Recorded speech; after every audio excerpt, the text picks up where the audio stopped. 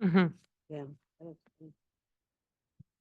My apologies. We were muted for Joe. Would you mind repeating the edit to the first item? You actually left it. Oh, okay. So we are reviewing the minutes. The first item, no comments. Okay, Whitehurst Barn.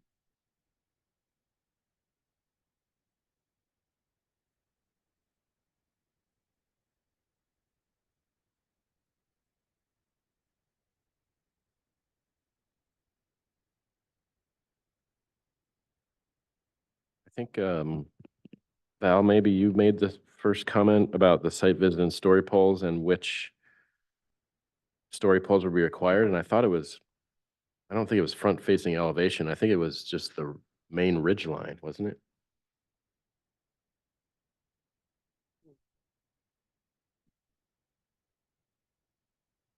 That's what I remember.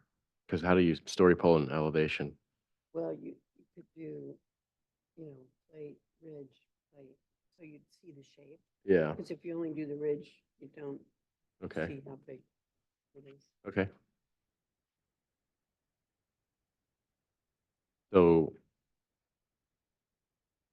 is that comment acceptable then? It says front-facing elevation. How about if we add in parentheses, uh, And ridge line? corners and ridge line, Yeah. plate corners, no, they want what? Corners and ridge lines.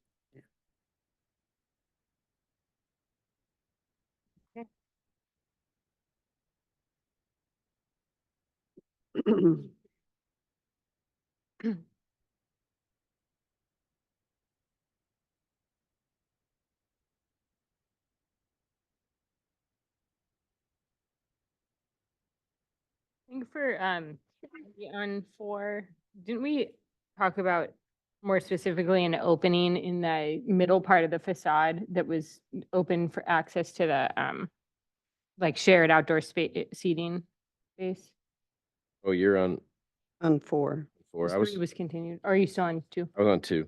Okay. Oh, Because we said return with additional photos of the site taken from Glen Annie Road and a photo sim.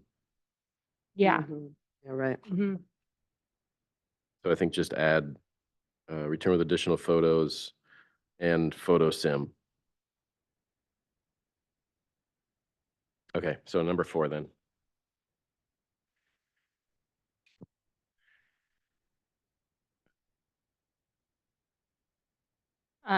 I think it was something like provide access from sidewalk to through front facade to shared shared seating space. It was like that we wanted a door that was in the middle instead of just pertaining to the businesses.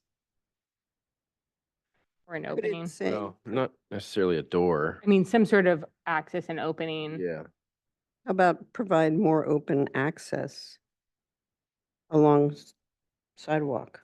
Connecting sidewalk to Yeah, connecting, yeah. shared seating space. well, the problem with that is you're gonna lose landscaping if we just add more hardscape out front, and it's already right up close to the sidewalk. So I think it was more about just the sense of connection from the street, the street to the interior of the structure. And I don't think it has to be a doorway necessarily. I think there was confusion because whoever made that comment didn't realize that the big, storefront windows also had a door. Yeah, Yeah, yeah, but I made that comment. I was totally, I heard you, somebody said it and they said, oh, okay, yeah. Yeah. No, We also wanted a sense of, we wanted the patio to move to the sidewalk side rather than the freeway side.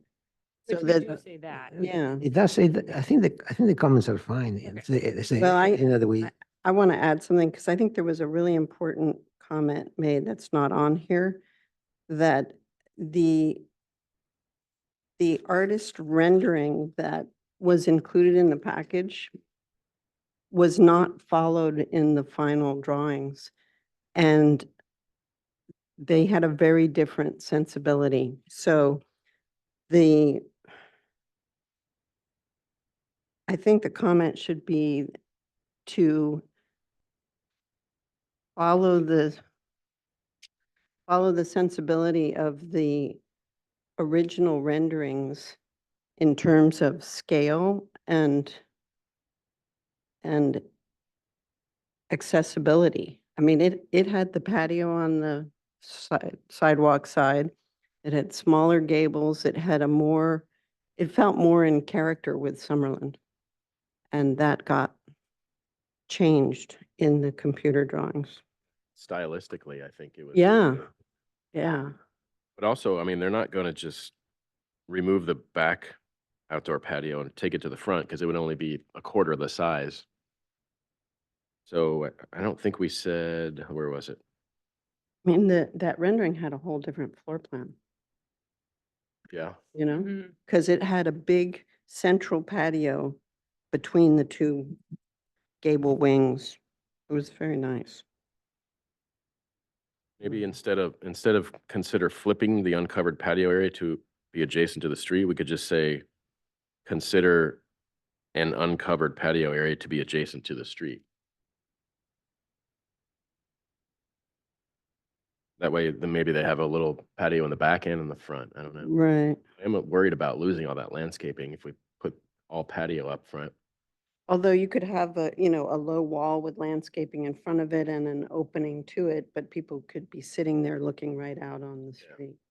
I think it's, I mean, isn't it only like 10 feet from the sidewalk, the building? Yeah, I can't remember the setback. I think it might be less than 10. yeah. At It's, some point, it jogged, I think. Yeah. So mm, What comment did we want to? I was gonna change B to just, at the end, just say, consider an uncovered patio area to be adjacent to the street. oh, instead of get rid of flipping. Remove flipping and replace it with and. But I don't know if that gets to every point that everybody just made. Yeah, well, You have a dining area that's kind of covered and engages the street too. It doesn't necessarily Yeah, have to be it- uncovered. that's right. It could be, a patio cover, so it's weather protected, but it's indoor, outdoor. There's a lot of that along that street. Yeah. Just, I went and looked at the, yeah. Yeah, we can't make up something new now, but I think he got the point. Well, he got the Yeah. gist. So do we have that new comment for what didn't get included? It was said at the meeting that the original renderings, Yeah, Joe, did you catch that from Val? Yes, It's the- good morning, Madam Chair. Yeah, so I have a couple comments that I've adjusted. So I wanted to just confirm, for item B, the third sentence, I've changed to consider an indoor-outdoor patio area to be adjacent to the street. No, Was it? I think like a so shared what would patio you like area. to say? we just said, consider an uncovered patio area to be adjacent to the street. Indoor, outdoor is a good idea, but we didn't say that during the meeting. But I think it was sort of insinuated. Right, so that's, I guess, what my thought is, I don't recall hearing uncovered, that it had to be uncovered. Right. So we Oh. could just get rid of, just say, consider a patio area. yeah. Okay. Whoa. Okay. That was loud. Head down, Val. Okay. Hot or rowdy today. I'm here. Okay, Now, and then there, For Val, go ahead. oh, go ahead. Oh, no, go ahead, Joe. Sorry. Okay, so for Val's comment, I pretty much did word for word what Val said, so I wanted to touch on that, make sure that everyone agrees that it sounds right. So it's two sentences. I have artist rendering in package was not followed in final drawings and provide much different sensibility. Follow the sensibility of the original renderings in terms of scale and accessibility. What? What was the last word? Scale and accessibility and proportions.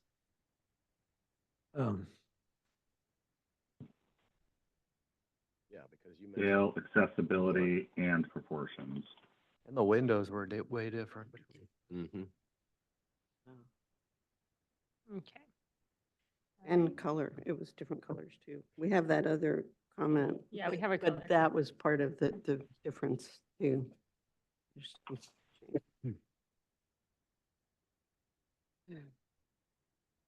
So do we want to say in terms of fenestration, color, scale, accessibility, and proportions? Well, I don't think we said all of those things in the meeting. I think we should give it. Yeah, we did. Yeah, okay, We did. all right.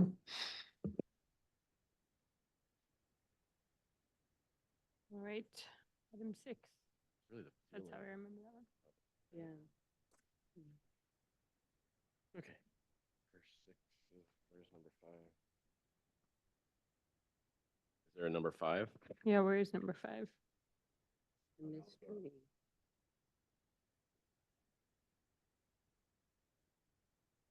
Okay, so yeah, whatever works.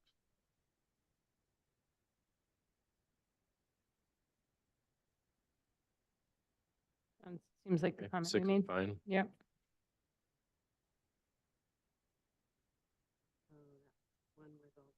Yeah. It doesn't matter too much, but I don't think I was the second on that. Maybe I was. Trying to remember now. It doesn't matter too much probably, but. Okay.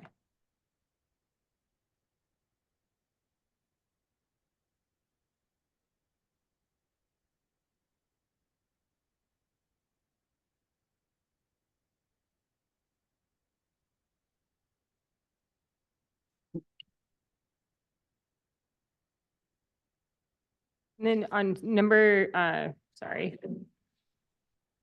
On number 8, it says public comment none and then lists people. He just stood up. He didn't say anything. I don't know.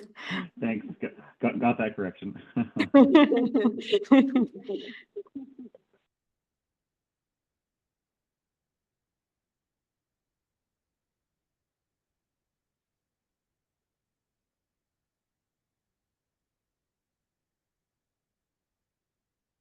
All right, anything on 8 or 9 or 10, they're all pretty positive comments.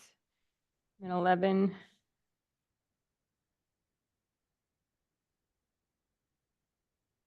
This one was the tricky one with the ADU and yeah, the modification for the front yard setback.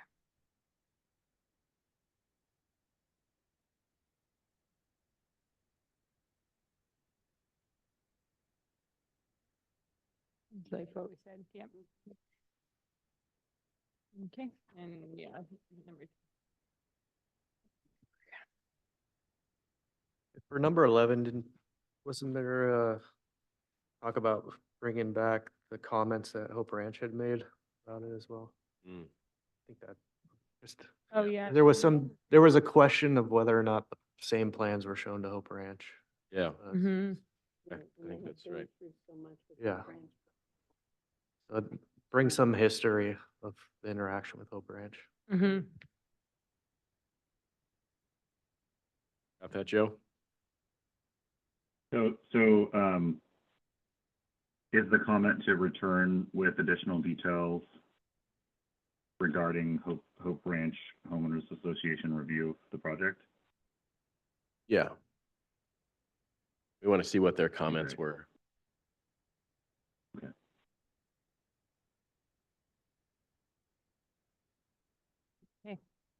Anybody want to make a motion?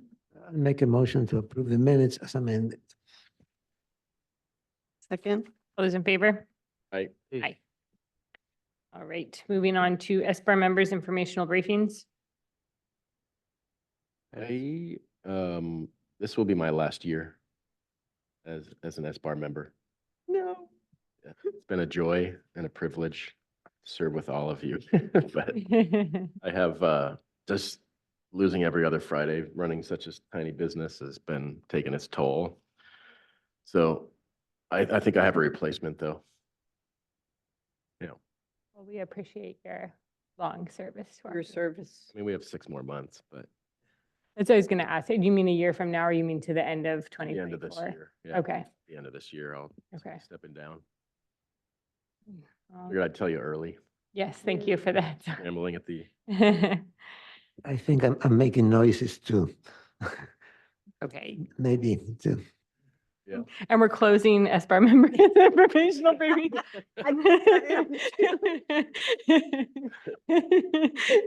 No I'm gonna more. leave today by 2:00. Two. Or I gotta be at a meeting at 2, so 1:30-ish. It's a hard no, Robert. All right.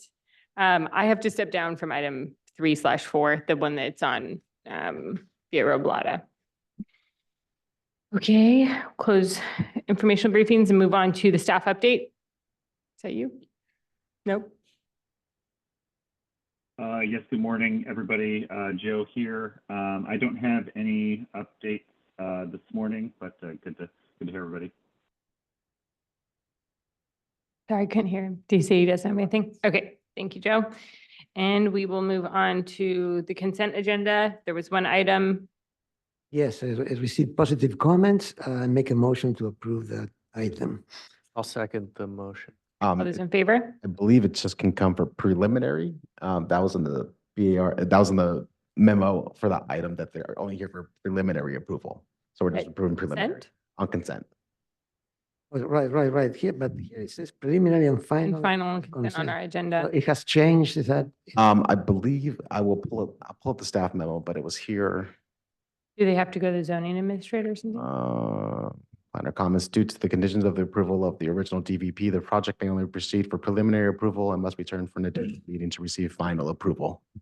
Okay, so let's make a motion for preliminary approval to return to final and consent. Thank you. Do we have a second? All those in favor? Aye. Aye. All right, we'll close the consent agenda and move on to our standard agenda. Item 1, the proposed objective design standards. Hi, everybody. Good to be back. I believe Karina is also on, remote and virtual. So at your last meeting, we presented draft objective design standards for both SB9 projects where you can have 2 primary dwelling units, as well as the telecom standards. We have you had requested some additional information. We shared and posted a map showing the areas that would be subject to SB9. And then we also uploaded the PowerPoint so you'd have more time to digest the information. So looks like Jonathan just pulled up the map. We can kind of run through the standards again if you'd like, or we could just I didn't quite understand the map. The dark areas are the ones that where it applies. So if we zoom in. just SB9 one- applies, yeah. So maybe zoom into the Santa Barbara area. So It, to, cover- to it covers IV. it would cover any single family dwelling, any single family zones in Isla Vista. Okay. So it's single family zones in an urban area. Okay, got it. So rural areas are. Rural areas are out. So like the parts of Summerlin, for example, that might have single family zoning but are in the rural area, they would not be able to take advantage of SB9. And just for clarity, so if a project thinks that they meet the general standards of SB9, then they'll apply, it's like a different application process, like kind of like applying for an ADU. Kind of like applying for an They ADU. try to take a different track and then they might get kicked back over design review if they can't meet the objective design standards and all other requirements. That's how it'll, Yeah. okay. Okay, I wonder if we can go through certain pages, so we go a little bit faster. Sure. Well, it's Karina, I'll have Karina run through the PowerPoint and you can just kind of direct us to where you want to go. Yeah, Karina, I'll make you a presenter right now if you'd like to share your screen. Yeah, if we go to 9, I think 11 is a good page to go. Would you like to just pull up that PDF that you had earlier? That might be. Yeah, well, okay, maybe in page 9, go to 9. Yeah, there you go. Facade, does it mean front elevation? Where does it say there? Building facades more than 30 feet. Do you mean by facade? Usually in the dictionary, or architects understand facade as the elevation facing the street or facing the public. Is that what that is meant, or what? No, that's not what we meant. It's just meant to be any, The elevator. any wall or elevation more than 30 feet in length, so. So then it should say building walls, because it's clear, because a facade means only the wall of the fronts there. Got it, okay. Is that what you want to say? And I have a lot of questions on 11, materials and colors. Rather than building walls, should we say building elevations? Building elevation, yeah, It's yeah, more- yeah. Walls is, Yes, Oh, maybe too little- specific. yeah. Building elevations, okay. Okay, this is this is difficult. The first part, the first point, it is a little bit redundant in terms of materials. It says stone veneer, and then it talks about granite and slate, which are also stone. And then it talks about stucco and plaster, which are synonyms. Stucco is what, people not in the trade refer to cement plaster. So I would suggest to just say wood, composite wood, stone, brick, plaster, and in parentheses put stucco if you want, fiber cement, and then vinyl or metal. Now, I have questions with vinyl as an exterior material. I'm not sure if I'm the only one, but other people may share that. I haven't seen metal siding since the 60s, and it was a bad idea. And, so far I haven't seen any good, vinyl siding. So I'm not sure why. Usually you indicate what you don't want to see, not a list of what you want to see, because, basically you can just say materials is the standard use in Southern California or in the area or whatever, except, and then vinyl would be one that I would not like to see in Santa Barbara as a vinyl siding. Am I the only one here, or do we have But I'm not an architect, so I don't know all the materials available. I've seen nice metal siding lately on modern Yeah. architecture, so I think we should Yeah. use that as. it's just vinyl is, and the, Can you go, you went through the list. Did you say between stucco and plaster, stucco is preferable? Or the? no, I would just say plaster, and in parentheses, I would put stucco under quotation marks, because some people, cement plaster is the real term, cement plaster. And some people refer to it as stucco, but it's not really technically. And I will not repeat, and I would just say wood, composite wood, stone, brick, and move on, and eliminate vinyl. And consolidate stone. You don't even need stone veneer, right? It can just. No, because you just see, look at the material is because if you say veneer, then you start referring to the width, the thickness of the material itself. So that becomes, you start getting into the woods there. Yeah, so there also about materials. There's something about like roofs, for instance. Okay, let's keep. Somehow the roofs are in the back. It's not. Yeah. It should be with materials. Non-reflective. Yeah. And it's in the next page in 12. We talk about. So to summarize, the first one, we want to say wood, composite wood, stone, brick, plaster, in parentheses, stucco, fiber cement, or metal. Yeah. Okay. That's it, Yeah. right? Yes. Okay. And then on the window consistency, I would just say materials and colors, which is usually happens, but then I should say style, because sometimes I'm not sure how to say it. Maybe I need somebody to clarify the grammar, but as opposed to having one of each, sometimes in elevations you have, one double hang, one slider, one with a circle top, and one awning, and a good house will have maybe 2 or 3 window sizes and types, and that's it, And I'm not sure how to say that, but window consistency really means that, because usually most people pick the same material and the same color for windows. That's not something that you need to worry too much. But consistency meaning the style, Mhm. you know, like just as a technicality, sliders and casements kind of go together. Sliders and double hangs don't, because one has a vertical line, the other one has a horizontal line across. So usually the proportions, style and proportions, I would say, window style and proportions. You know, that's what you mean by window consistency. Okay. So to clarify, so when window frame materials, colors, and and style shall be inconsistent style.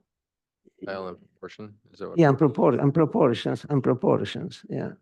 Because that's where people get in trouble too, is Yeah. the proportions aren't consistent It- and the styles. Yeah, it's not that they bring different materials or different colors. Usually people bring windows, they make all the same, you know. So it's kind of, you know, I'm not sure if you have to say that. But if you want to, go ahead. It's good to leave that. Okay, now on 12, let's get into the roof. That's an important part. And first of all, I didn't understand that part that says I think you could. the 12, yeah. What does it mean, two roof forms? Can you clarify that, what it means by that? Oh, So, not being an architect, but so you wouldn't just have one single roof form. You'd have to have somewhere where there's a different element. Maybe that's at Like a porch or a something? porch cover that interrupts the gable end, or maybe you have a slight dip in the roof form, so you have like a primary and then it drops down with a lower. Your objection is something that looks like a barn, it's like a whole barn, big thing. Is that would be like one single roof without this? And okay, it's a valid thing, but I'm not sure if it's clear to the casual observer. Something about wording it with like roof articulation, Mhm. but Yeah, mhm. it is hard. It is hard to understand. Hard to. I understand what you're trying to say. You want to avoid. You want to have something like, especially usually at the entrances, you have a different porch, a different. You know, I'm not sure if it's clear there. maybe it's something about more than one ridge line, which would be tricky if there's a butterfly roof or a Yeah, roof, yeah, you can't really but say that. yeah. And I mean, primary and secondary, gives a hierarchy, which is part of what there should be, Uh-huh. roof hierarchy. Yeah. So, I don't know. Okay, is it clear for you guys? I mean, I understand the explanation. I'm not sure if somebody who opens, reads this, understands that. Maybe it's tricky that it's under something, a heading called sloped roofs. Maybe, Well, thinking that if it's a But- flat roof, you wouldn't You don't have necessarily that. see that. I didn't understand that. So maybe we need some clarification. Maybe if you Fine. add the reason for it. At least two roof forms. Yeah. Because. And Or variety, or at least two roofs, I mean, or variety of roof forms to what that, is the reason, all- for provide, all slope. provide interest, or so it's not so. monolithic, right? Yeah. It's not like a two-story barn structure that just doesn't have any. For housing especially, yeah. Because somewhere else, there's a thing about recessing the entry, creating a recess porch. With that would be almost part of that. But I don't know, maybe it's fine enough. I don't know. What about? What about adding create hierarchy in addition to primary and secondary? To create a hierarchy, So that would implicate, an entry roof first or porch versus the main roof, that you don't just come in with a box. okay, what if we add that? To create a hierarchy and emphasize the building entrance. Does it work? Kind of, okay. Now, the next, Building entrance and porches. well, that's. Might not always Or be that, porch. right, though? Yeah. Bill, Highlight important architectural elements such as, well, usually the second porch or the back porch or the front porch, they will have something, right? They will have, in the entrance will have some cover, or we would like to. Okay, you got the idea, okay. So to emphasize the building entrance, Entrances, in parentheses an S, an S, because it could be the back or something, yeah. So the garages, what's the story with this? Why can't we have a plain garage door? And I don't quite get it. Why two different colors? I don't get that part. Like, what I think it should be more that the garage door should respond to the architectural style of the structure, not have all the specifics. Is that, Yeah, 'cause if it's a modern house, it might be a flat plane. But it's just the right material for the structure. I'm not sure if we need to say anything. I mean, I would just, I don't know. I would just eliminate it, to tell you the truth. I mean, I just don't see it adds anything to the discussion. And then we go with, Just play devil's advocate. The only thing about that is that it would get people thinking about how big and ugly garage doors can be, and that they ought to maybe pay a little attention to it. yeah, but So if you add, what, door windows and panel doors and two different colors? what? How is that going to change that? Well, Well, if you just go for the cheapest aluminum roll-up, What's wrong with that? What's wrong with the cheapest aluminum door? I mean, a simple door in a garage, it's a garage. well, I think if it responds to the architecture of the building. Well, it has to match the window, match the style of the garage doors to match the style of the building. It's hard to make it objective, but try to make Yeah. mhm. And shiny materials, here we start getting, shiny really should be reflective. so did we get consensus on whether to eliminate entirely or, yeah, if we say shall respond to the architecture, not sure how objective that is. Yeah. yeah, I mean, the materials and similar to what we're doing for the windows. Right? Saying some, Yeah, I guess it's true that you can have an arch garage door and then you have square windows, it will look odd.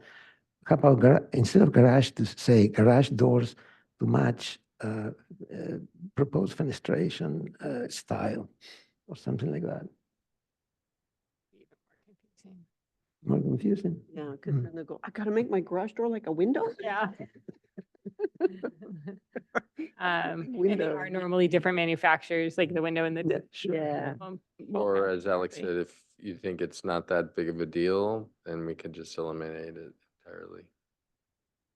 Maybe we just take it out. Yeah, personally, I don't think it's a big deal. It's not, it's small potatoes considering what's coming next. don't see a whole lot of variety in garage doors. I don't know if it's needed to specifically call that out. So I'm okay with eliminating. Can we go back to the roof comment? So as I mentioned, that was intended to only apply to when you have a sloped roof situation, not a flat roof. Would you agree that in a flat roof situation, you don't necessarily need multiple roof forms, or would you still want to have? I think sometimes you have flat roofs. Big buildings have a flat roof, and that's it. That's all they have, right? Traditionally, the Balboa building, all of the buildings downtown has one flat roof, and call it a day.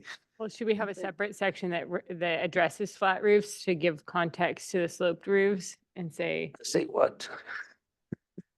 well, maybe, I guess this is materials and colors. There's a section that talks about the coverage over the front, over the entry. There's another part about that, right? Like, That's on the next, And so that seems relevant to when there's a flat roof that it needs or no, maybe to give hierarchy.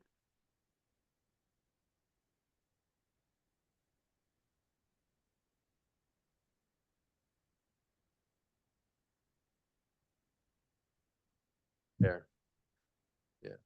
Yeah, there you go. There it is. Yeah, I didn't mark it because I was in agreement. I think it's perfectly fine.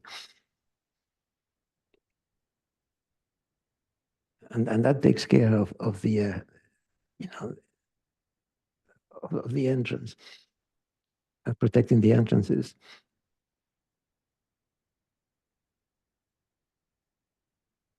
Um, I think there could be a section for flat roofs having a hierarchy as well.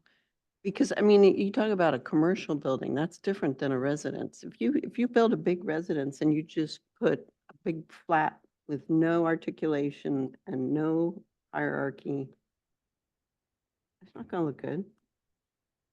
It'll look like a big commercial box instead of a house. So if you encourage some There is- hierarchy There or, is something similar in, well, not regarding flat roofs, but in the SB 330, there's like a little diagram that shows articulation, which is confusing a little bit because it's a traditional building in the sketch, but so it's tricky to figure out how it You relates mean to like, a modern style, but change the parapet height? Is that what you're talking about? Or not? or just have hierarchy. I mean, the best contemporary houses that we see have some, yeah. they have some variation. They have different roof forms, even if they're all flat. Okay. There's variety. I was also wondering about, there's always this pressure to use cool roof and go as light as possible. And yet white roofs, flat roofs are really bad. So there Yes. could be something about in the flat roof section, use darker cool roof. But that's ballast work to reflect, to cut down in the reflection. Ballast, like gravel or something. Yeah. I totally agree with you. It's a big deal. I didn't. Yeah, didn't- because yeah. if there's nothing about it, then everybody will go, well, I have to do a cool To roof, make so it I'll make it objective, white. Should we give an SRI index in both directions? So like no lighter than something such and such and no darker. than such and such? Or I guess we don't care if it's dark, that's We about. do the have that reading. language about the shiny material. But this is not shiny. It's just It's about color. white. It's just white. Reflective. Reflect. And, yeah. I also Uh, had that thought about shiny. We might want to change that to reflect. So let's go back to 12 then. Yeah. page.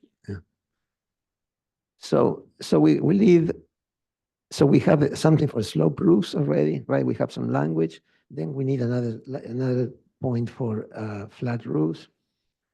How Right. about flat roofs establish hierarchy, use darkest cool roof. Well, there's two things. One or is ballast. one is to establish. You're asking for two things. One is to establish in hierarchy of forms, maybe the parapet height, breakups, or some detail in there, or something like that, or different heights of roofs. That's one thing.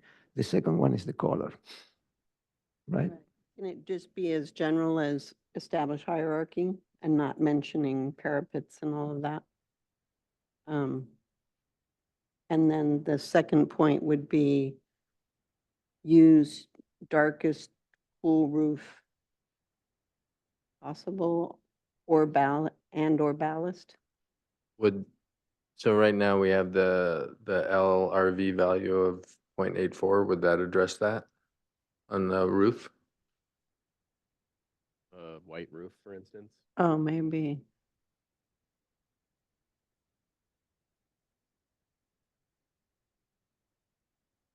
Yeah, but I'm not sure if that's how you measure the white roofs. I'm not sure if that's for like reflection on metal roofs or something like that. I'm not sure if that's that works on white roofs, on flat PVC. membranes. Just looking at. Mm. color B. And it shouldn't say shiny, it should say reflective materials.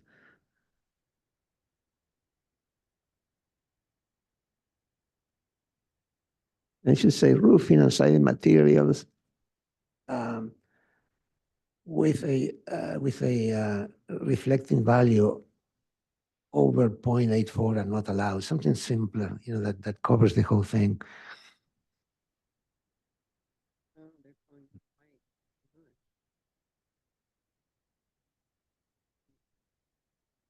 They are so-called white is white roofing means white or what?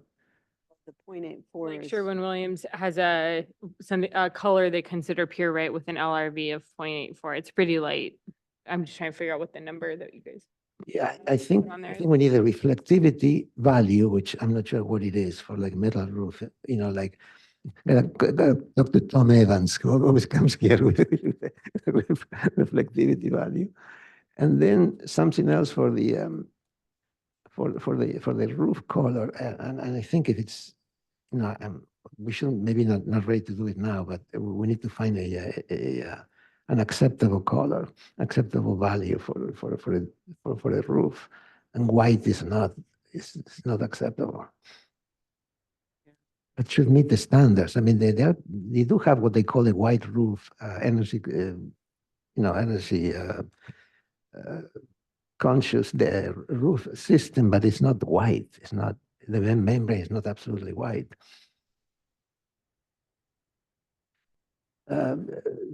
Josh would know about this. Josh, yeah. It's gonna be here at 10. Josh would know exactly what because he deals with this all the time. Yeah. Okay. When we move on and see, we can make some shiny Garage conversion. So the next thing is materials, right? Like I think it's important to know not what's approvable, but what's not approvable. And that I have some, my personal issues are with, like I mentioned, vinyl siding and Spanish tile or should be a two-piece mission tile, not an S tile, not the something else. That should be the rule. If somebody wants an S tile or some other, there's some other terracotta tile that has all these ribs. I think we should go, if somebody wants to make a Spanish roof, well, have a two-piece mission tile roof to match the terracotta, to match the courthouse. Usually that's the standard, that's what people say, to match Santa Barbara courthouse. So two-piece mission tile and no fancy colors, just basic.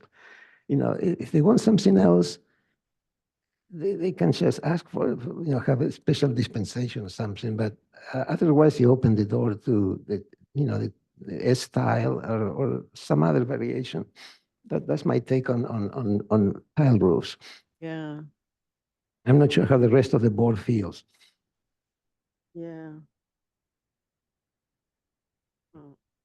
I think there's gonna be a lot of things like that come up. So like, are we gonna make comments on the types of asphalt shingles? No. Asphalt shingles are fine. They're There's a huge range in. What if you just add on sloped roofs, no S tile? Right.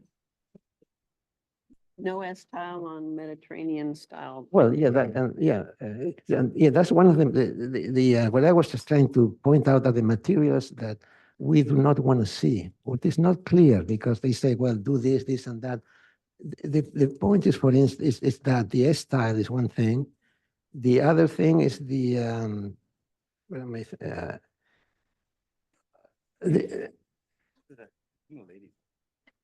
Oh, just right. The other thing is the dome skylights, the skylights with a vinyl dome. They are okay on flat roofs where they are hidden by a parapet. In most conditions in higher buildings, definitely not okay on sloping roofs. Okay, well, we have our no list. That's what I mean. It's easier to classify the. We could, and the city of Santa Barbara includes those two prohibitions, the S tiles and the bubble skylights. Right, yeah. I didn't think people even did bubble skylights anymore. Is that even a thing? That's in Yes. the 1980s, but Seems to still happen in my neighborhood. Just in case. Where there's a will, there's a way. And also, I have issues with exposed coping on the parapet, but I'm not sure if we can regulate that or not. You know what I'm talking about? The coping edge on the parapet. If it's not the flashing, if it's not well done, it looks awful.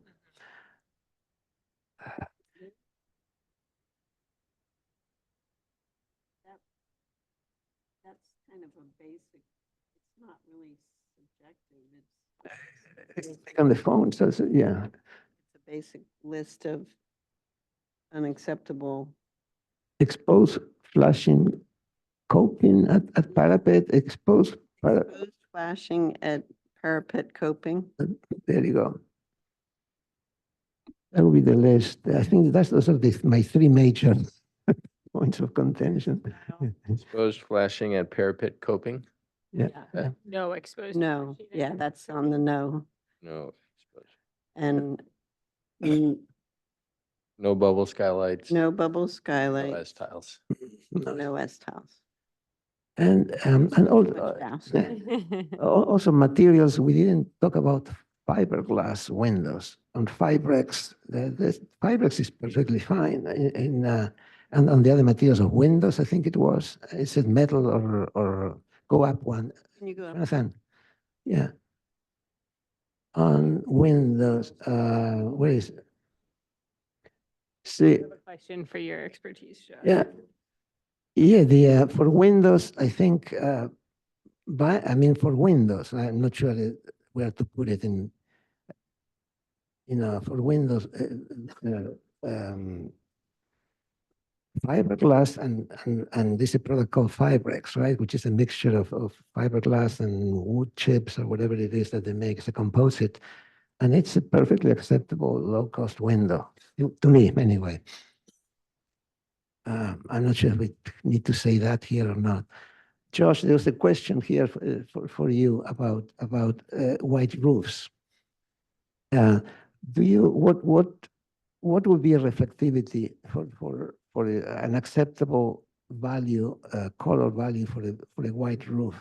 Yeah, we were trying to put To avoid something the reflectivity about of a white roof. people using cool roofs, but not going white. Is there a number of? I was looking at, I wouldn't call it, I think you mean reflective materials. We wanted to add a section for flat roofs or low slope roofs. Yeah. But everybody wants and needs to use cool roofs, but there are various shades that are, Yeah, like if you're doing a TPS system, you can go with tans and grays. Yeah. don't have to use white. Can you, Do you know what the value is so that we can? Yeah, make it would an you- objective we're trying to standard? use Like, a- Because 0.84 LRV, when we looked it up, seems pretty white still, but it's hard to tell. Is that, what is that is that an albedo figure or what is that like? What's that 0.84 what? where that came from? Is it like I think it's tied mostly to like paint colors will give a LRV of like, yeah, their reflectivity value, a light reflect, what is that, light? light reflective value. Yeah.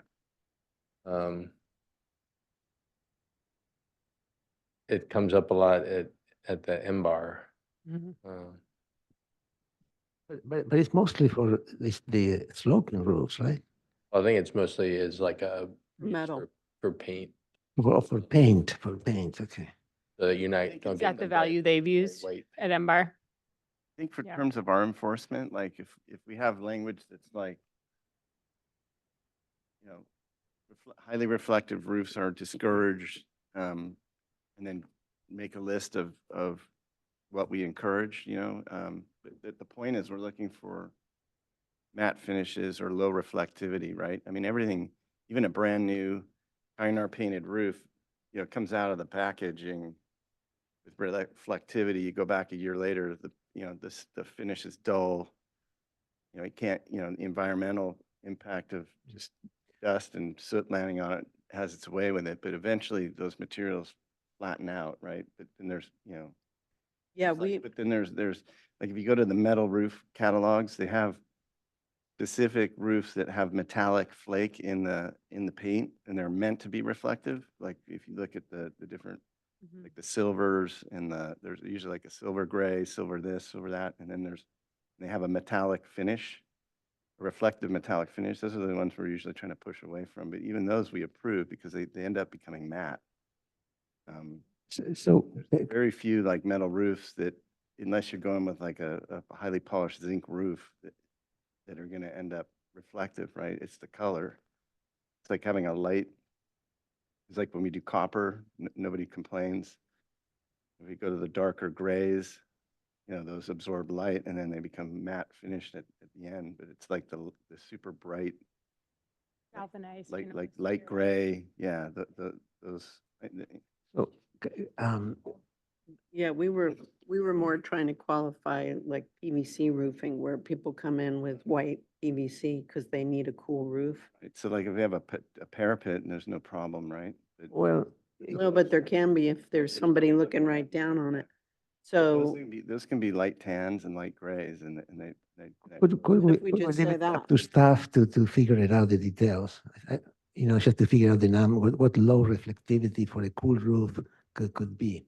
Why we, That's why they're what you guys are for. Okay. Well, Right. what Let- what Need if, it to be objective or subjective, so you know, I would say what we're saying is like, you know, any kind of white roof that is highly visible to, you know, from a public right of way or to a neighboring property, that's what we're trying to eliminate, right? If it's not visible, then that's the determination problem, right? Like someone has to be able to attest to its visibility, and that's not gonna where happen. you're gonna have a hard. These- Yeah. So might as well make them, well, how about in our flat roof section, just say, do not use white. Use tan or gray cool roof. Yeah, low reflectivity, cool roofs, something like that. That we want a lower, low reflectivity, darker. No value. white. Just Look, say it. I think, you know, Alex, maybe you can say whether or not if this makes sense, like what I'm saying, but I've been thinking about the logic of this. You go through a subjective review standard, objective review standards, right, is an option. So Well, this is, if you bring your project forward and it qualifies for an objective review, then whatever gets documented here becomes the application of that, right? If the applicant isn't satisfied with that process, like, you know, if they have a white roof, white TPS roof, they want to argue for it. and it goes into the system and it shows up as a problem for them, then they have the choice to redirect their project to come to this board and get an objective review, right? So I think, Set something up like that. so that's been in my thinking, like when you author these things, trying to create a scenario where it works the way it works here is like, it's not necessary to me. It's like, we can be cut and dry about it, like, can't have white roofs. If you want to go through this process and you bring in a white roof forward, it's not acceptable. But if you want to bring a white roof forward, then head the other pathway, go to the SBAR and plead your case and make the argument, and maybe they'll approve it in an objective review process. But if you want to go through You mean in a subjective, review process, but if you want to go through an objective review, these are the, and no white. right, and I think it's important to think that way, because when we're trying to craft these things, we're trying to think the way we think. Yeah, and we yeah, don't yeah, need yeah. to. Yeah. It's like, we're trying to create a clear pathway. If somebody says like, I want to do this project, the planning staff that's reviewing says, look, you can't do it with a white roof. You change it to this color roof, this level of reflectivity, we can approve you. And it should be that kind of clarity. And if they don't like it, they can come here.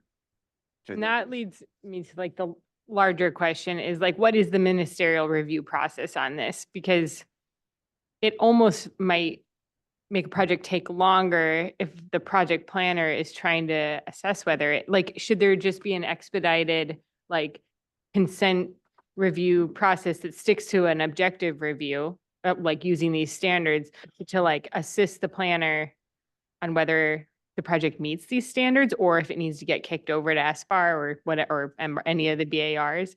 'Cause it seems, at least starting to understand the way SB 330 process goes, it isn't super clear on when you get kicked back over and how those decisions are going to be made, but it's pretty early on. So I'm just trying to figure out how that process is going to work. Is there an assigned county staff person that's going to assess these standards, or it's planner by planner for the project? So that's kind of a bigger issue that we've been working through and trying to come up with a strategy for, because it's not just SB 9, it's not just SB 330. A lot of projects, a lot of various state laws are pushing more and more like objective Yeah. and design standards and less discretion. And we're going to start getting some fairly large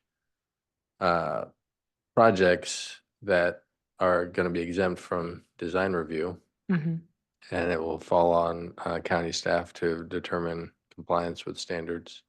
So we're looking at a few options. One is the ability to consult with the chair of BAR or designee if we have questions. Another thing we're exploring is actually getting like a on-call contract with a design professional who we could just send projects to, and they could review for conformance with the standards. Mhm. So there's a few different options that would take some pressure off of staff, since we're not Yeah. design professionals.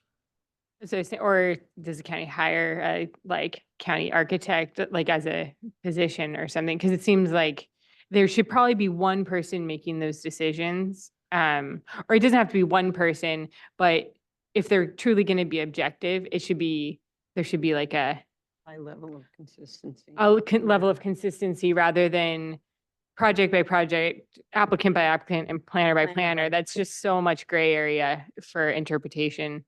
That's why I think the language needs to be really demonstrative. It needs to be like if you're gonna create it, it's gotta be real cut and dry. And I think that, again, I mean, do you agree with my interpretation that like you create, the best solution here is to create very clear language that narrows what you can and can't do design wise? So projects that can actually fit through that narrow opening that's being created and go through and still abide by the community standards that have been established. And then if you can't, then there's always this board or another board that can actually help with things that are. Oh, what about, So to me, pe- it's just, people re-roof all the time?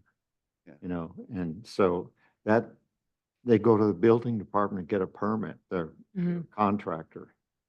So that should be down at that level. You know, no white roofs. well, but I think that's how you simplify this. It's like the more direct the language is about what's like you're saying, like, look, we're creating an opening for projects to move through a process so long as they meet the following standards. And it's like there's controversial and then there's non-controversial issues, and you get right to the center of it. Like, we know we don't like reflective roofs. So be very demonstrative in the language. You know, white roofs are a problem. So say no, like put no white, you can, I would say real clear language, like white roofs are prohibited.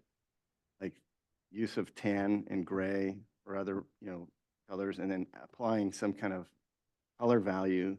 Yeah, that's Creates what a we're, threshold that's scientific, and saying if it's, that way somebody can submit documentation, staff member can read it and say, okay, good, on the right page. I mean, we do that all the time. We can control perm levels, like permeable levels with paint and walls in the building code. Like you go to the building code, there's lots of empirical data around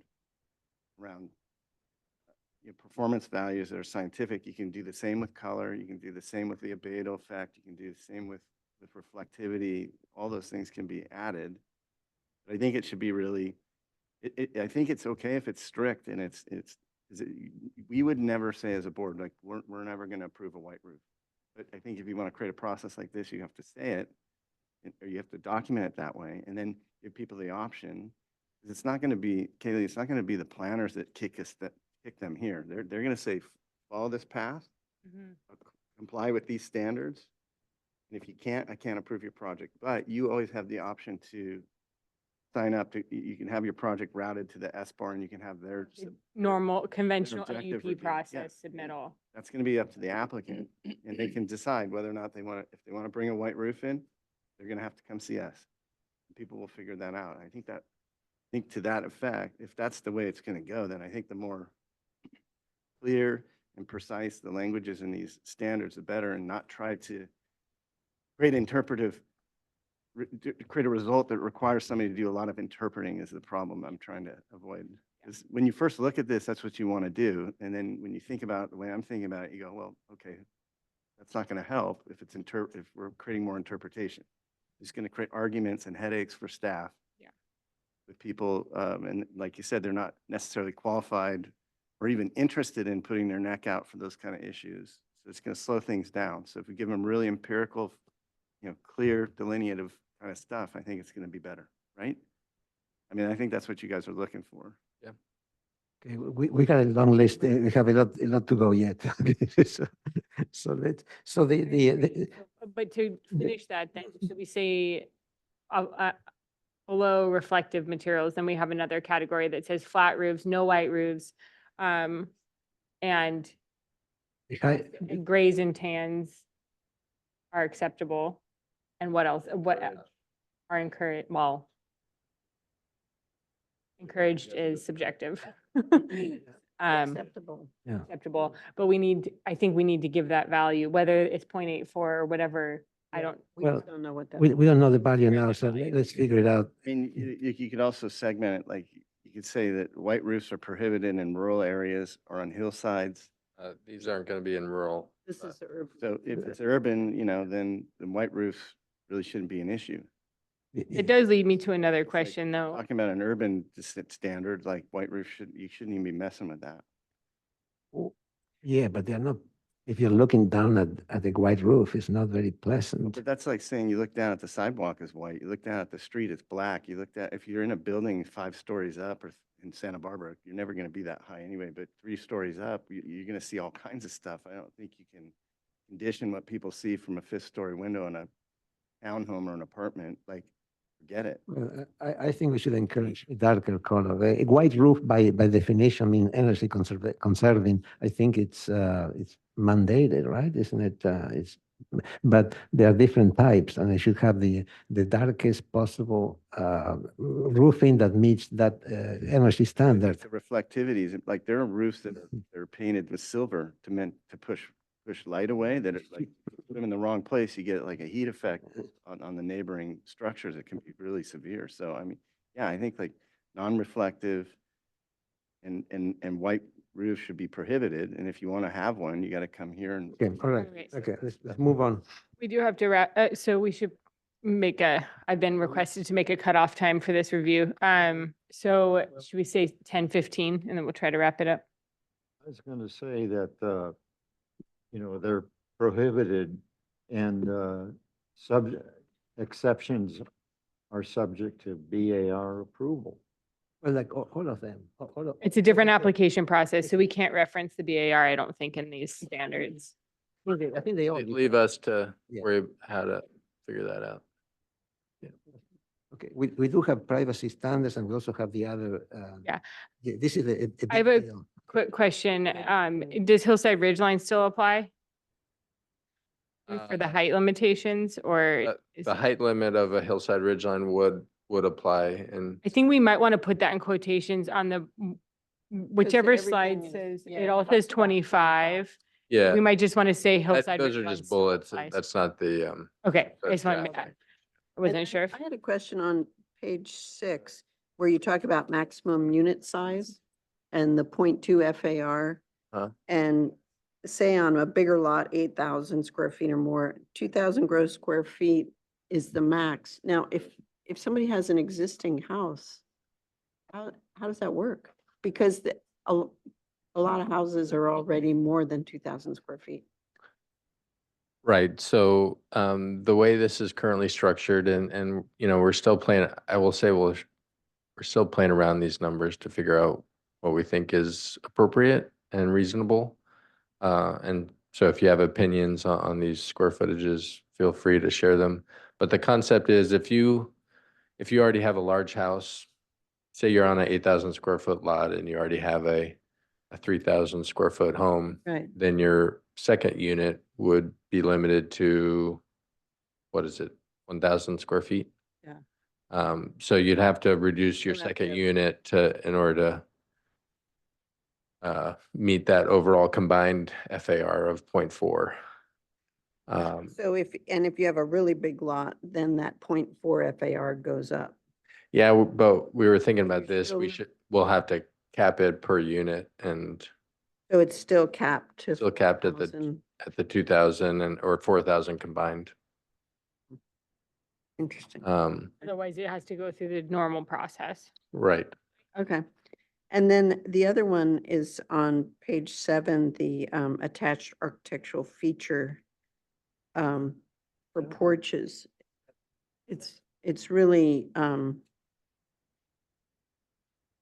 guess it's all right, but I've run into it where it's not a very big number for a porch, and porches are usually really an important architectural aid to buildings. They help buildings, but you're so limited in the size. Think it should be higher. Yeah, I think it should be maybe 25% at least, rather than 20%. But it's capping at 240 square feet. That's not very much.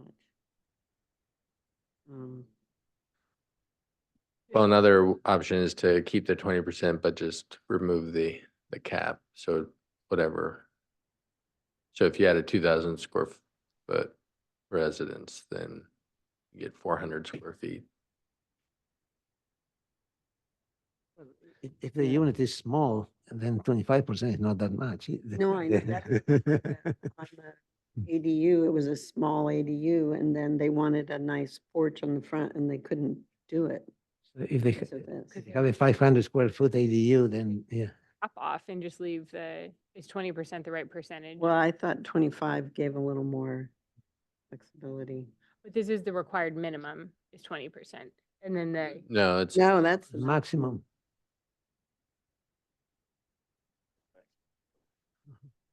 Yeah, that's as big as it can be. So if you have 1,000 square foot building, it can have 250 a porch, which is not very big. Well, it's 10 by 25. That's not so bad. 12 by 12, 12 by 14. Yeah. Okay. 240 is not that. 12 by, what is it, 12 by 12?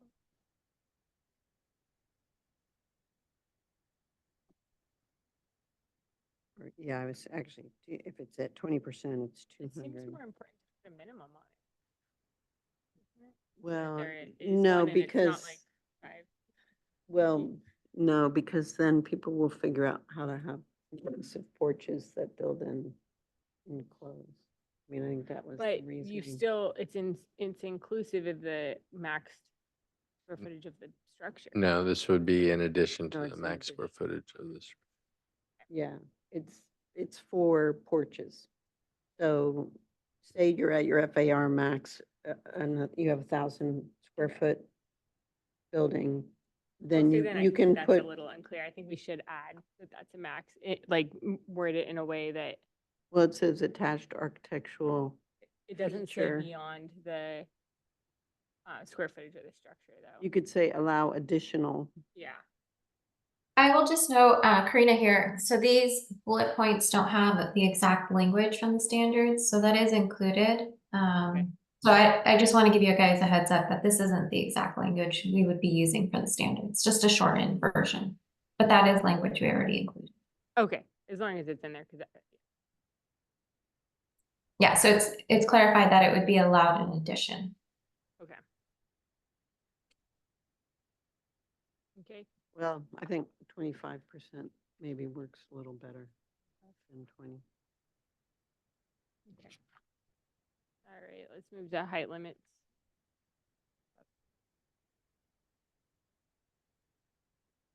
Yeah, so everything's 25 feet unless it's ridgeline. And that's hillside. great. Yeah, we should just put Mhm. parentheses. It sounds like it's already in the actual verbiage. All right, we can. Just so you know, the state law doesn't prescribe any minimum or maximum height, so, we do have flexibility here. some jurisdictions do limit it to just single story. 16-foot height limit. Others place no height limit or just use whatever underlying height standards there are for the zone. So with the ADUs right now, they're not limited to 1 story. So if we put a height limit on it, can the ADU still go up above? ADUs could still go up to the, if you made them single story, yeah, you could put an ADU on top. Yeah. So is that helpful to put a lower cap on it, or should we just, since it's happening anyways with the ADUs?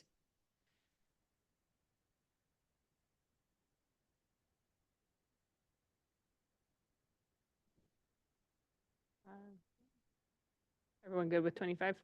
Mhm. I think you wanted to go to privacy standards, Yeah, which is slide 13. 13, yeah.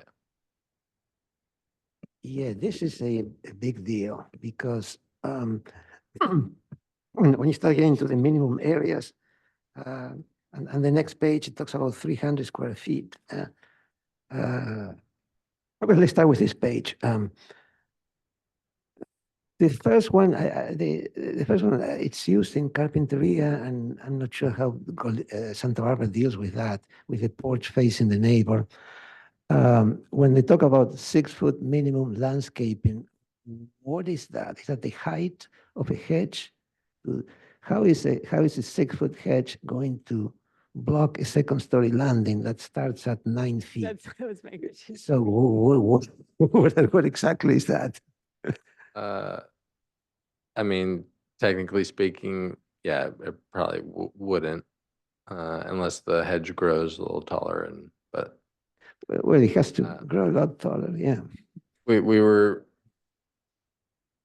struggling with that a little bit, and one of the other C-bar raised the same issue that, a landscaping, while great, hedge would not create a privacy from a 2nd story looking out into the adjacent property. So if you have 10 feet from the side, then yeah, you can put some nice trees in there. There's no, if you're only 4 feet, then you're stuck with a hedge.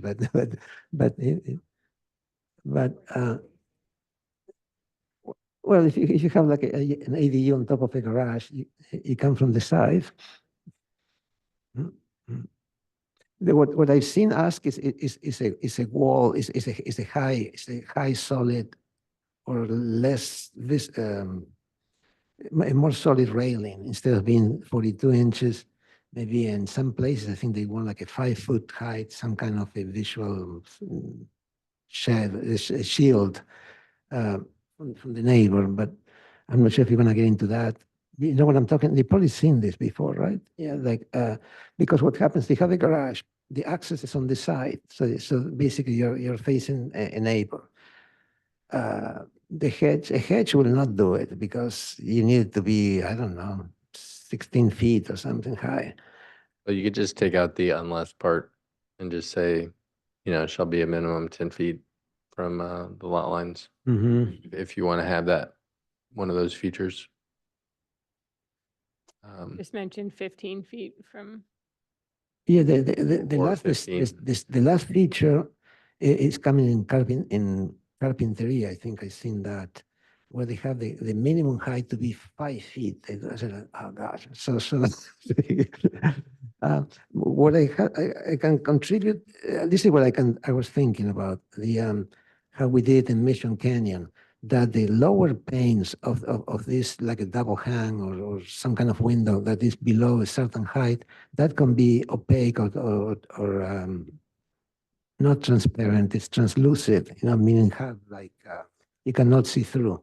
They have a double hang. Well, the lower pane is a different material, that not a clear glass, but the upper part is.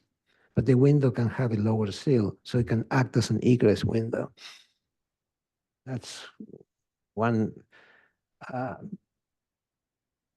Another suggestion from C-bar was, and I think I've seen this at other jurisdiction, is that it requires more work and study, is offsetting windows.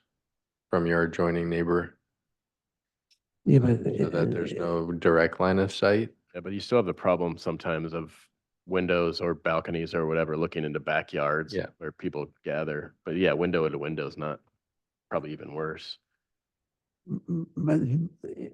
But that doesn't look like an ODS, like an, like an objective design standard. It's more complicated. It's for somebody to, to I think process. The simplest is to give it a setback so that they're not looming over property line. So I think it's just deciding whether it's 10 or 15 feet for that. I'd call the first point here 15 feet and just remove the 6-foot landscaping. And then what Alex mentioned about, for the second bullet point, the sill height, that won't matter as much, but there should be any glass, let's say, below, any exposed glass below 5 feet needs to be opaque. Overlooking Right, for the, yeah, upper story windows within 15 feet. Any glass. Opaque or opaque is No, solid, right? no, Translucent? translucent, it had the term, yeah. Yeah, like they used to have like in bathroom windows, they used to have that. It could be stained glass or something like that, yeah. Okay. All right, we're gonna have to wrap this up at 10, by 10:30. Okay, let's go The applicants are gonna- the last one here. And then we'll, there's just one last page, go for the open space, and then we can do the other, the pole antennas next time, maybe. Okay? Like, okay with that? Yeah, 'cause this is a big deal. 300 square feet for 1 or 2 bedrooms, and then it doesn't. It's too much. I mean, it will work on big lots. It will not work in areas like IV or closer to town where you want people to, walk to work or have some other type of living. Those square footages are way too long, too big. In terms of balconies and I passed Jonathan, do you have that page I sent? This is the way that the city of Santa Barbara did it maybe, I don't know, maybe 40 years ago. You can blow up the top part, just the top part. Yeah, they have 2 systems. The Santa Barbara has 2 systems. One is the private outdoor, and the other one is the shared outdoor. You can have either A or B. But in this is the, granted it's multi-family residential, but that is what SB9 kind of tends to lead to. When once you start having second and 2 and 3 units on a lot, those are the sizes, and the balconies are usually second floor units. The balcony would be 6 feet. Architecturally, a 6-foot deep balcony is problematic, but somehow, you can work it out. But they are much smaller, and this is what it would be appropriate for, IV, Isla Vista. Yeah. Given the 10-foot width and IV is gonna be, as a minimum, is gonna be challenging. I mean, would like that to be possible, but Yeah, it gets tricky with such a broad range of properties. and I know when we were looking at the ADU ordinance in Santa Barbara, there is a common space required to be 20 feet minimum. And for ADUs, I think you were here, you were in the discussion, we managed to lower it to 15 feet instead of 20 for open yard of 500 square feet or whatever it was for the whole unit, smaller, smaller width. Anyway, I think the sizes are way too large, and I'm not sure if we can resolve it now, but, I share this document. I think you should look at what Santa Barbara does. And granted, this is multifamily, but SB9 kind of goes in that direction. You're going to end up with a similar situation. Yeah, the concept obviously is so you have some, you don't just have, lot line to lot line or setback to setback, fully programmed Yeah. site. You have some open area. I understand and it's valuable, very valuable, but it could be the poison pill to make any of these projects work. I mean, I think this is, it's going to be very hard to comply with what you're proposing in the areas that where you would really like to see more population.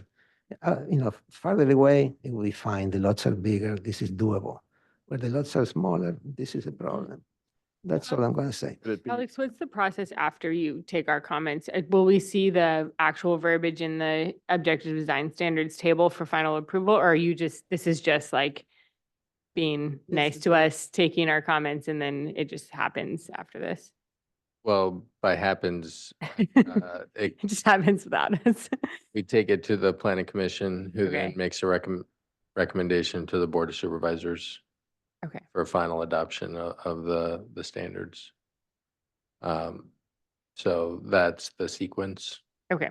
We're going around to each of the BARs Mhm. and consolidating comments, making changes. Well, we're getting disparate comments from the different BARs, so we'll have to kind of work through that. And Montecito, for example, says make it as restrictive as possible, no more than sort of the bare minimum. So kind of work through the comments we get, make what we think are appropriate changes, present it to the planning commission and board. You won't see it again. Well, I wonder if this open space could go by lot size. Yeah. So because there are such different lot sizes involved. So to have a standard What per percentage? bedroom is really hard to do across the county. But if there was a chart of, per lot size. Or just by again, like the percentage. FARs, yeah, percentage. 100 divided That by if you're in a really dense Ivy neighborhood, you'd have a different requirement than a Montecito. And just remember, so, a lot of Ivy, that's been mentioned is student residential zones, multifamily. So there's only a sort of one smaller pocket of single family zoning in Isla Vista. So if we wanted to do more of a percentage basis, if it was a 1,600 square foot house, are you thinking lot or house? I was thinking a lot. Lot, okay, so 300 divided by, like the middle range was a 6,000 square foot lot. Just to get start. So that's only 5% is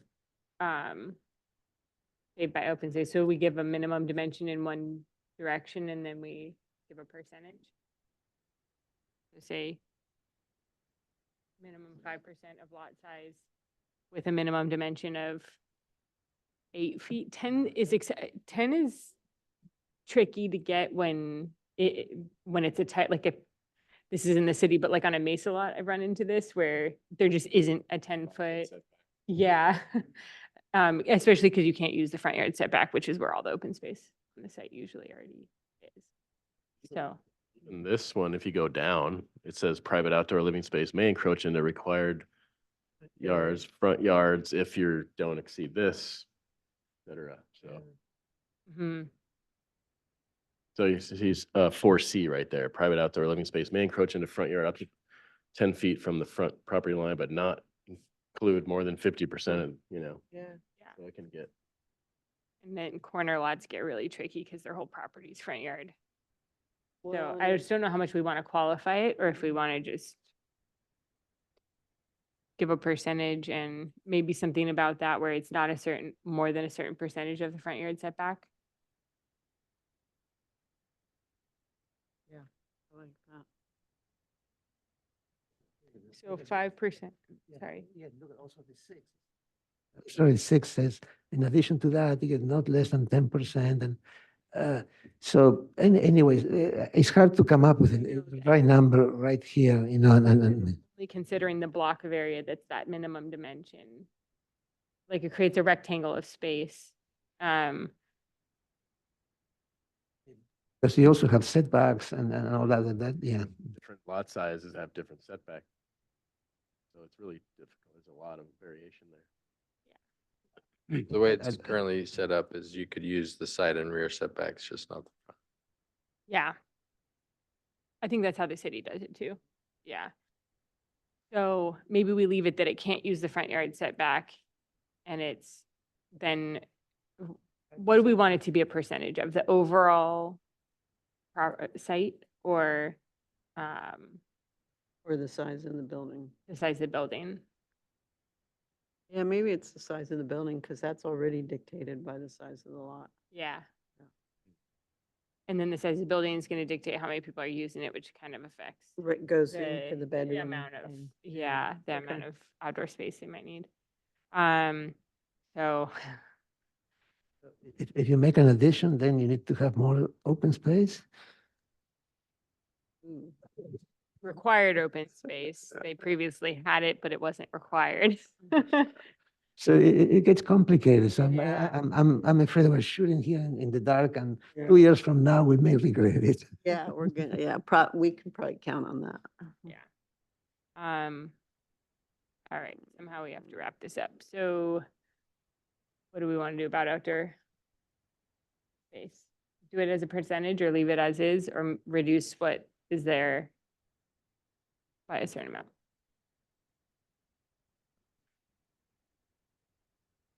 No, I think the sizes of, the way it's specified in 14 is not good enough. I mean, if you really want the units, if another board doesn't want any more units in the neighborhood, that's, leave this here. But if you really want housing, this is a problem. The 300 and an extra 100, that is a problem. Especially if you have a minimum dimension for what constitutes open yard. Again, though, there's always the option of them coming to the board if they want. Yeah, but one thing is to ask a board chair if this color is acceptable. Another thing is to come and say, gee, is this development acceptable? It's a much bigger ask, I think.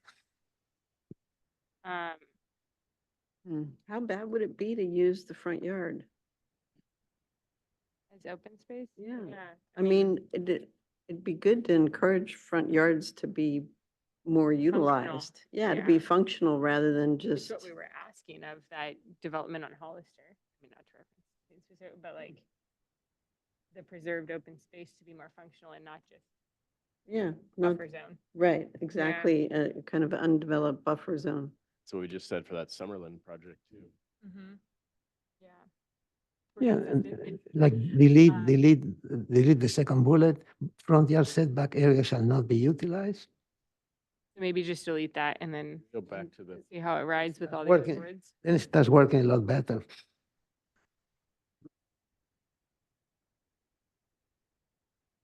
or just a, percentage of it, kind of like the other one. Yeah. No, I like the front yard thing because then it works. Then you have all the area you need and you have flexibility, like, Yeah. Then you keep the same square footages? Yeah, because you probably do have that. Possible to know on the Yeah. square footages of. Yeah, well, And most people have 10 feet of front yard and the lot, and well, people have 500 feet and the front yard can use a little bit. It can be done in more than one piece, right? It can be in several pieces, not one single open yard, right? Correct. Well, then- But look at that first sub-bullet, which is it has to be Correct. adjacent. Yeah, To the okay, dwelling. okay. Okay. All right. I mean, maybe it's like the front yard setback can be used, but not within 5 or 10 feet of the front property line, which gives an opportunity for a buffer, Is it a different setback? basically. Well, I don't know. or maybe you say 50% of the front yard setback area, because it's not the depth, it's maybe the width that, because one part is gonna be the driveway and, Just eliminate the front yard. Yeah, let's just eliminate it. I think it's gonna be too hard to find a qualifier. Yeah. So just remove the second bullet point and allow front setback use. Is that Yeah, what do you Possible. think, Alex? I mean, so I think a lot of lots that already have existing dwelling on it, the second dwelling that gets constructed In the They back. have two options. They're either gonna put it above, like stack it, or they'll put it in the backyard somewhere. So the front yard would work for the existing. Wouldn't work for the new unit in the back. Remove the first bullet point too, then. But then at that point, it's like, what's the point? And you're not giving that unit access to outdoors. But I think if we leave bullet point 1 and then that leaves the architect or the applicant to sort out access, directly accessible, I mean, that doesn't mean it has to be directly adjacent. You can have a path. Right? A long path. What if we just reduce An entire side yard.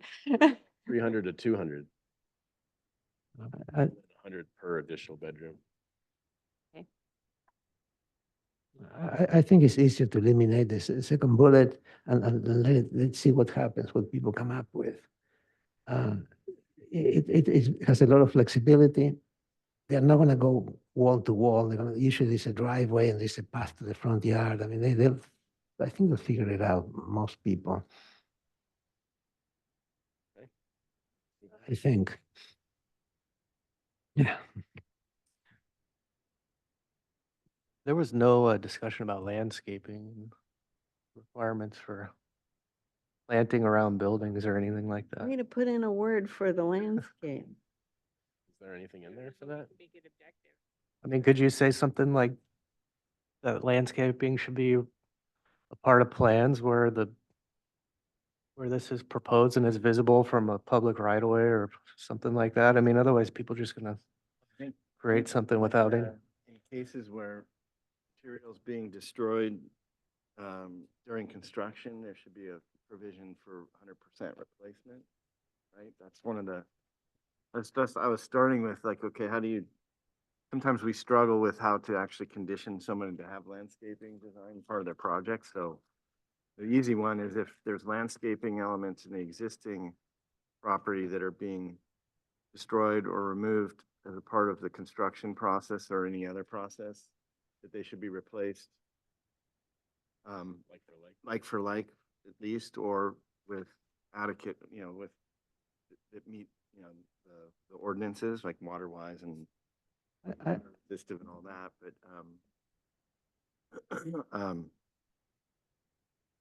I think there should be some kind of provision that adequate landscaping should be provided in, if we're talking about the urban area, right, we should have some, I mean, there's already provisions required for streets, trees and planters that are along the public right of way that are already there and required, yes? Like, I mean, I guess at the city level, you go talk to the urban forester or whatever. Yeah. There's that piece of it, and then there's parts that are stored in the property. I think there should be something that, I mean, I've seen in some, there should be like a planting list that's provided that's adequate. Well, no, I think look, in the scale of things, somebody puts a new house, spends $400,000 at least. It should be a landscape plan required. It doesn't have to be huge, but some basic landscape plan. Any property that adds more units. I mean, what that is. Somebody's Somebody's gonna objective. any kind of, well, a landscape plan that has an irrigation plan, water conservation, whatever. You're gonna do that, you're gonna have to give them a planting list and just that, and quantity, like, you're gonna have to specify. Well, right now, we just say if landscaping is proposed, it has to comply with WELO requirements. But somebody with this is But- just gonna not propose landscaping because it's the Right. easiest route through it. Yeah. You gotta condition it somehow, so you can't, I think it's not, it's a pretty, But Goleta for parking lots currently just says 10% of the area. Parking has to be landscaped. I mean, that might just be a basis starting, like you just can't pave over it. right, but what if some idiot comes in and wants to plant like 600 ferns? Then the Wheelo thing, yeah. Right. So like, s- I think we should dictate how much landscaping is required, and then Wheelo will take care of the water usage piece of that. But that's the standard we're all being held to right now. What causes landscape design to come down? think you could do something to like the intent of the landscape, which would be like to help soften, you know, open walls. And so there needs to be so many plants every length of wall that are a certain height. I've seen that in other municipalities where it's a way of like standardizing requirements for. When we met on this, that workshop I got invited to, we kind of broke it down to trees, ground cover and shrubs. And that was kind of with Claire and some other landscape architects. We were trying to, okay, so there was one requirement for trees that was subjective or objective, and then there was one for ground cover, and then the other one was for shrubs. And it was, the things that were discussed at that meeting were like not creating visual impairment, like having a shrub in front of a window that you can't, or I don't know, there was a lot of, this is where the conversation kind of ground to a halt because it was hard to, So many. but that's the framework was like that we kind of started to land on is like there's ground cover conversation that you can have and it's about coverage. Then there's shrubbery or whatever you want to call it that creates the design you know of something three-dimensional, and then there's trees, which like the ground cover and the trees seem easy to deal with because you could say you need to have a certain amount of ground coverage. Yeah, and then you can have a tree and have a certain specimen, you know, that's allowed or required. But when we started talking about everything else, it was super complicated to try and find any. Yeah, I think some kind of a flexible language for landscaping, so at least we have some landscaping. Otherwise, it's nothing. Yeah. Yeah, I think that should be a minimum. Yeah.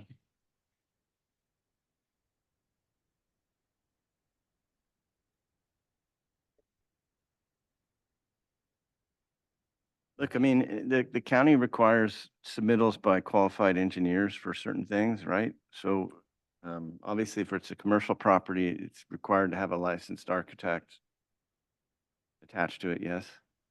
You can't really approve a commercial project without a licensed architect stamp on it, yes. But there isn't a, yeah, for building permit, but there isn't necessarily a requirement for a landscape architect, but in this particular case, There is, yeah, in commercial. for commercial, Okay. and then any multifamily That- over 4 units. So the building permit process requires a licensed landscape architect for any commercial property, but if it's residential. Okay. Yeah. All right. Yeah. This is gonna like be just under that. Yeah, so, and there may be some instances where they don't need us if they just, you know, or if there's an existing landscape. So I think the objective we have, the percentage is gonna help us the most. And then, 50%. yeah. And if we wanna do a percentage and we say, Karina here. I just wanted to mention, we can't really hear. Do you mind turning on your mic? oh, sorry, my mic's. Okay, thank you. So I think we need to decide on a percentage and then whether we want language in there for biomass and shading, because I don't think we can get into specific species. We have to rely on Wheelo for that. Yeah, I've seen these attempts all over the country to Yeah. try to I know. mandate landscape, and it's like 1 tree per 60 square feet, and it just, At least it's something though. yeah. I mean, otherwise you're gonna Well, end that's up why I think a percentage. units with an empty I lot. think you could say a percentage with trees, shrubs, and ground covers. Right. Yeah, Or mixture the of mixture trees. of Yeah. trees. So do we want to say, I mean, yeah, 10 is generally easily reachable in my experience on like you can generally get to 10%. So should we go a little bit higher so it doesn't feel like they just lined the setbacks with 50. 50? Well- 25. It's like, Yeah. So with this density that's being proposed, is 25 gonna happen? Like, so if we calculated, Well, I think you guys are gonna study that, right? If we give you a. you can percentage, adjust those do percentages? some sampling of it, and you find that that's So just way too It much. would be a percentage of the lot area. Lot size, yeah. So if it's 0.4 FAR, that means that we're leaving 0.6 to driveways, circulation, and landscaping.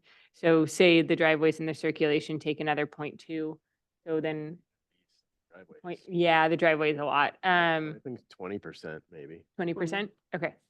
So it's That can be covered by existing landscaping on the lots. yeah. And to be replaced if damaged during construction. Well, Let's probably for hypothetically, if there's a any lot, it's already landscape landscaped, and anyway. then somebody goes and rips out.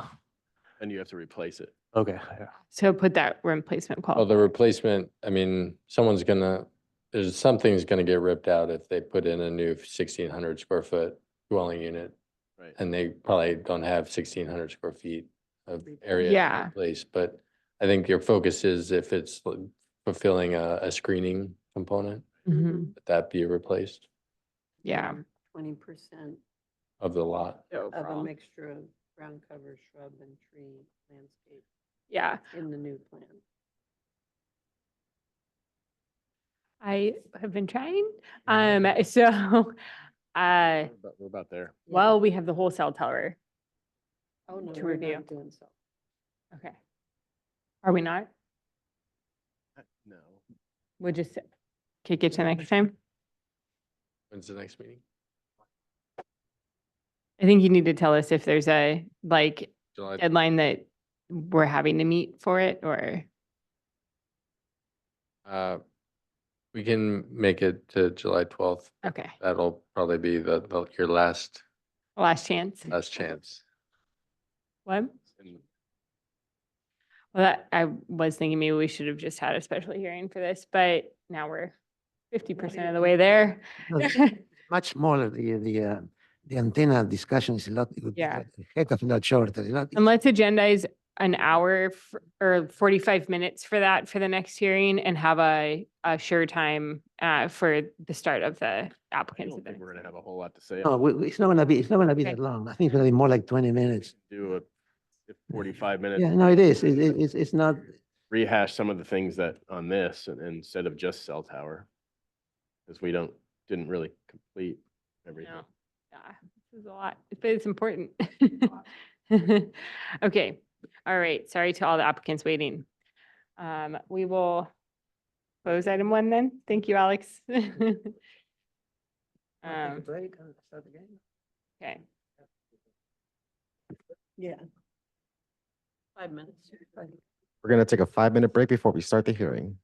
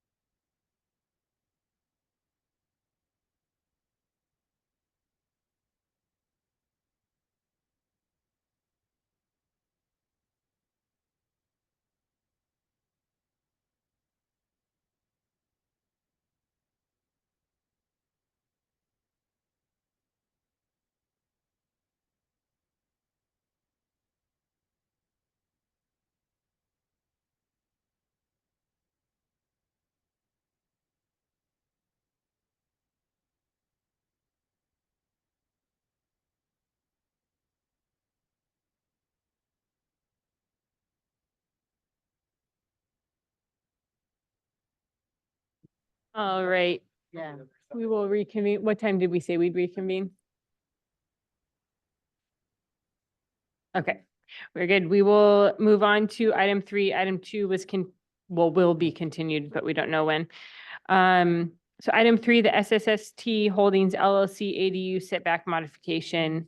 Lindsay Bradley, agent for SSST Holdings, here for preliminary review of a modification to allow the reduction of the required 25-foot setback to be 13 feet for construction of a detached ADU. There is an existing single-family residence and detached garage on the property. In 2021, the applicant received a permit for a new single-family dwelling to replace the existing. The proposed project will require 10 cubic yards of cut and 50 of fill, and it's a 1.55 acre parcel located at 4691 Via Roblata.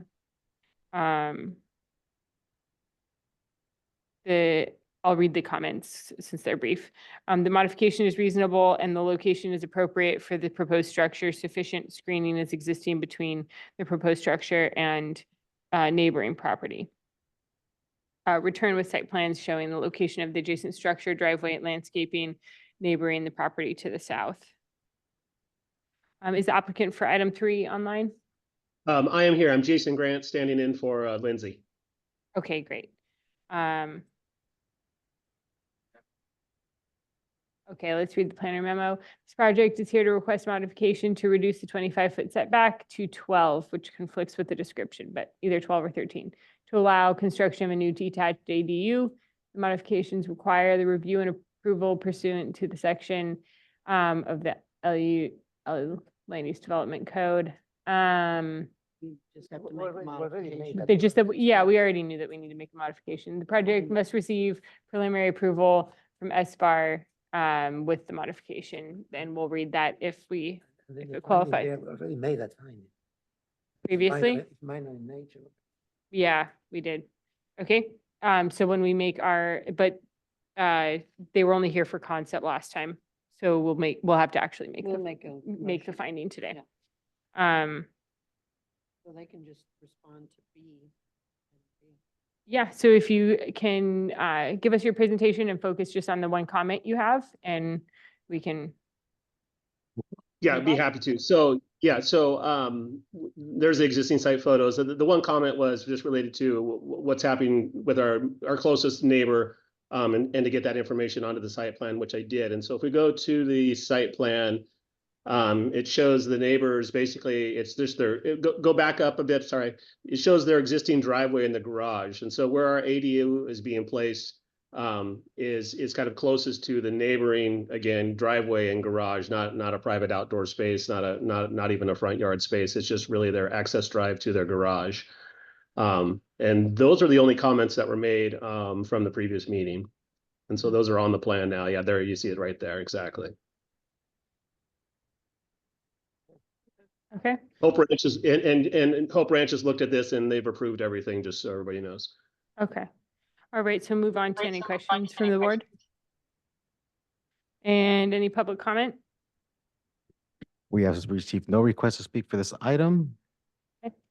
And we have nobody present during the hearing. Okay, we will close public comment and move on to comments from the board. Since it's minor enough, does anyone have a comment?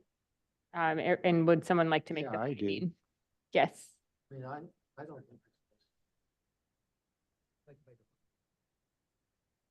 I mean, I don't think that it's necessary. There's a lot of space there and it's close to the driveway. And there's not very much room for landscaping to shield it.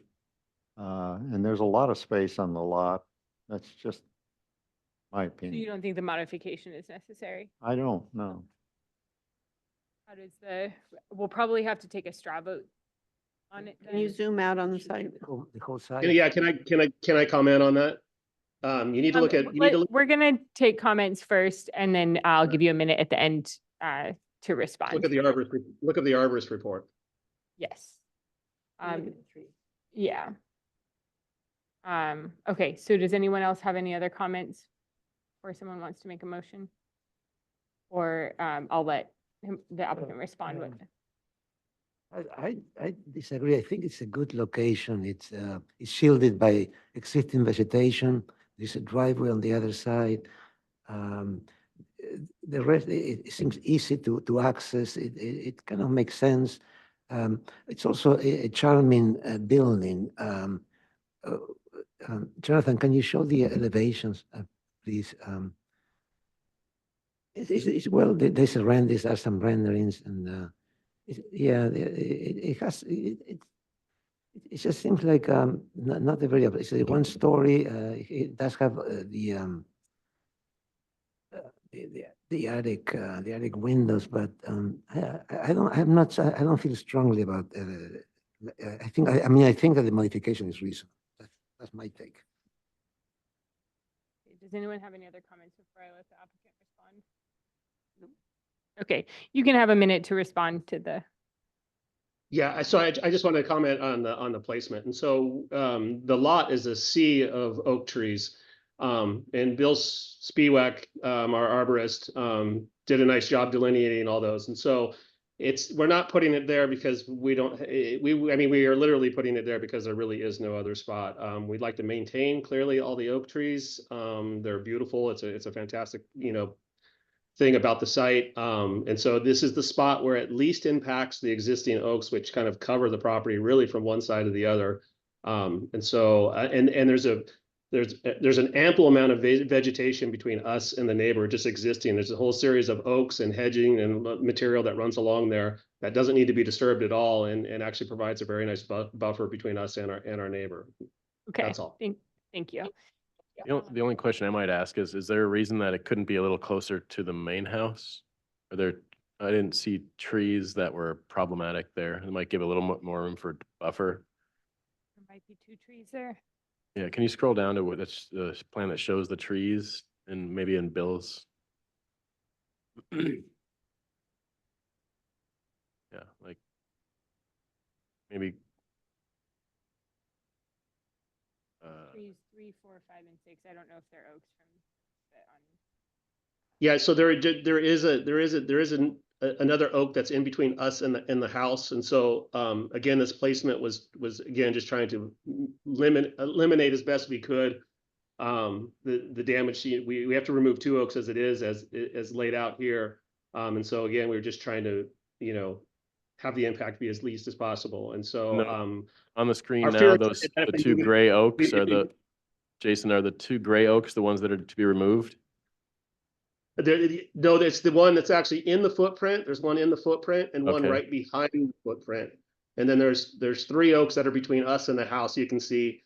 Right.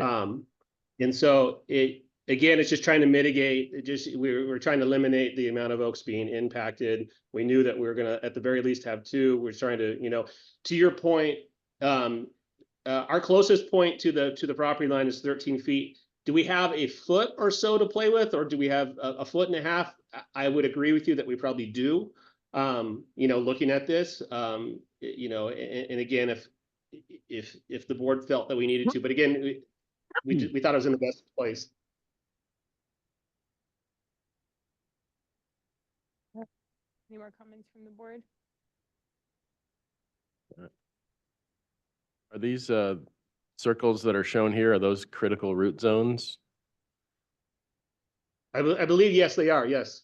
Okay. Bill has a report that probably has. Yeah. Yeah. Okay, well, He has that critical root zones shown more clearly. I mean, he's what, 12 feet into the setback? Yeah, Well, 13 with. looking at that diagram, you could cut that in half.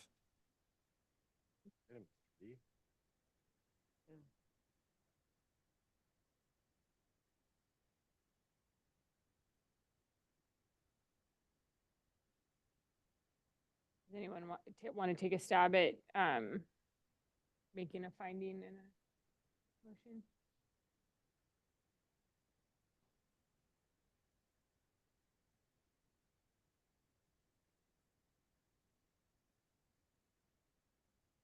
Should we go back to comments?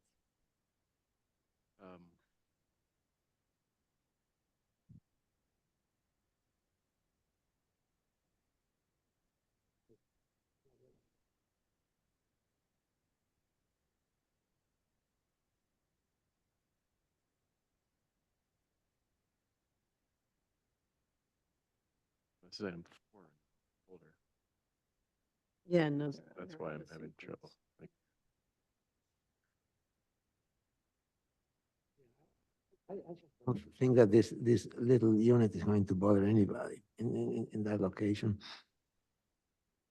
I think the neighbor is not complaining. Yeah, okay. All right. Well, Let's make a motion for preliminary approval of the project as submitted. with the modification finding that it's minor in nature. Right, yeah, with the find, yeah, basically what we said before, modification is reasonable and the location is appropriate for the proposed structure. Sufficient screening is existing between the proposed structure and the neighboring property. I'll second. All those in favor? Aye. Aye. All those in. No. Okay. Okay, motion carries. And we'll move on to item 4. Thank you.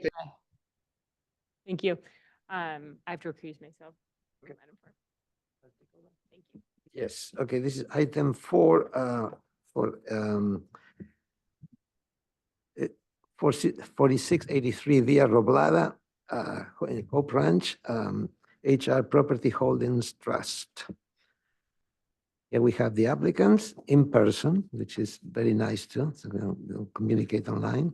And we had good comments, exemplary project, support the projection beyond the standard height limit. And board appreciates the basement feature to minimize above grade development. We haven't seen you since last year, a year ago. What have you done? What have you changed?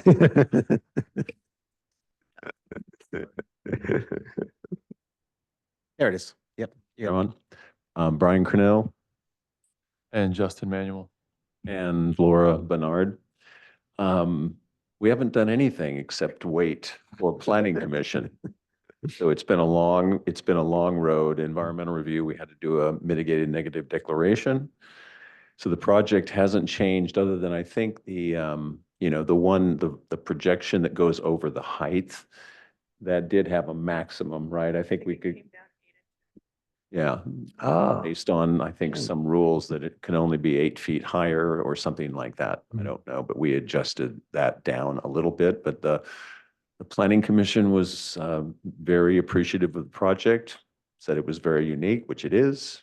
And we're looking forward to finally making it a reality. So I think we're here to answer any questions, really. okay. But we want to show the elevations maybe on the render. Yeah, put those up.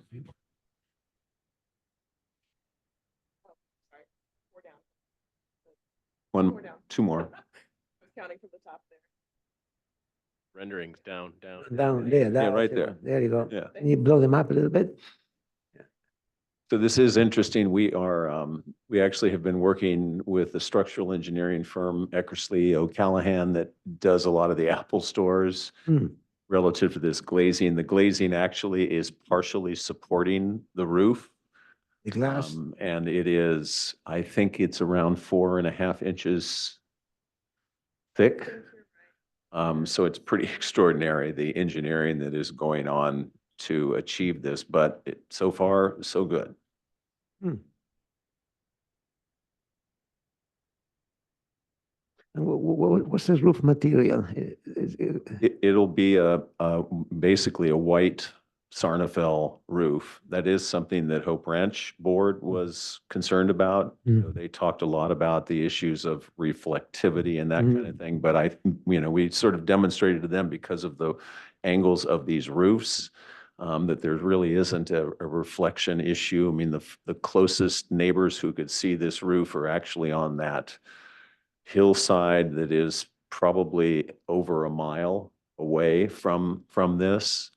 But the actual surface of it that you see will be basically a plaster kind of a finish, and then it will be white to, not white, but a white element, as this rendering indicates.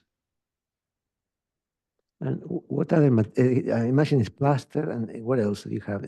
Basically, the massing walls that you see are going to be concrete walls. Great. And then the roof is a steel frame that will be basically clad in, at this point, either a plaster or something like a GFRC kind of a panel. And that's still being determined. But everything that you see, that dark concrete element that is the entry and the other vertical walls are all poured in place. Anything else you would like to show? No, that's it. Any questions from the board? No questions? Do we have anybody online any comments, any public comments? We have nobody signed up to speak, and I believe our one attendee is for item number 8. Okay, so, right, so we're down to comments then. I think we were fine with this. Okay. Changes. I think it's really, it stand by itself as a piece of sculpture without the people. You know, but it's really well done, and the thin composition and relationship of the roofs and glass is really good, really appreciated. I was just gonna say, you know, it's the same as what we saw and we loved it before. And so, I don't think there's much else to be said. I would make a motion for preliminary approval as submitted. Okay, just one comment. Okay, so first by Chris and then second by Josh. Totally agree. Now, the drawings are a bit underdeveloped for the preliminary, but we'll give you a pass. We expect full drawings for final, please. Okay, all right. This is motion and a second. All those in favor say aye. Aye. Opposed? No. Okay, motion carries. Okay. Wait for the hard hat tour.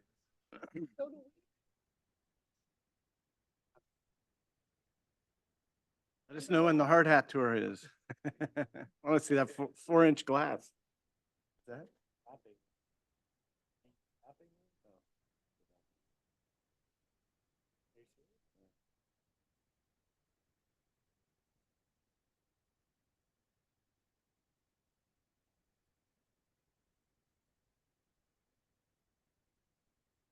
Moving on to item 5, the Palmer residents at the request of Wade Davis Architects, the architect from Maya Palmer. They're here for preliminary review of a 2-story residence of 4,525 square feet with attached garage and pool cabana, pool and spa. The lot is currently vacant. The project will require 150 cubic yards of cut and fill. It's a 0.53 acre parcel located at 1068 San Antonio Creek Road. Okay. The applicant online? Am I reading the right? Yeah. It says continued from 12/12, but 22, but isn't didn't we just do this last hearing? Yeah, but I think they're back for final, right? No. it's just No, this preliminary. seems incorrect. Let me open it and see if it's the same one. Yeah, we saw this last. Yeah, but we told them to come back full board, so. For final, yeah. And we only had like one, we just approved it in the minutes today from last hearing. Yeah. And normally they show up in person, so I have a feeling they don't know that that they're even they're on for today. I think things wrong because Yeah, didn't they already have? they already met a lot of these comments Did from we give them last year. preliminary? No. May return for preliminary, but this, our meeting minutes that we just approved, they were the first item and they got preliminary approval and they can return final full board. Yeah, so Yeah, there it is. they could have been on for final, but. No. this seems wrong. And Okay, so- I was gonna see if the plan set looks like final. Do they have all their architectural details?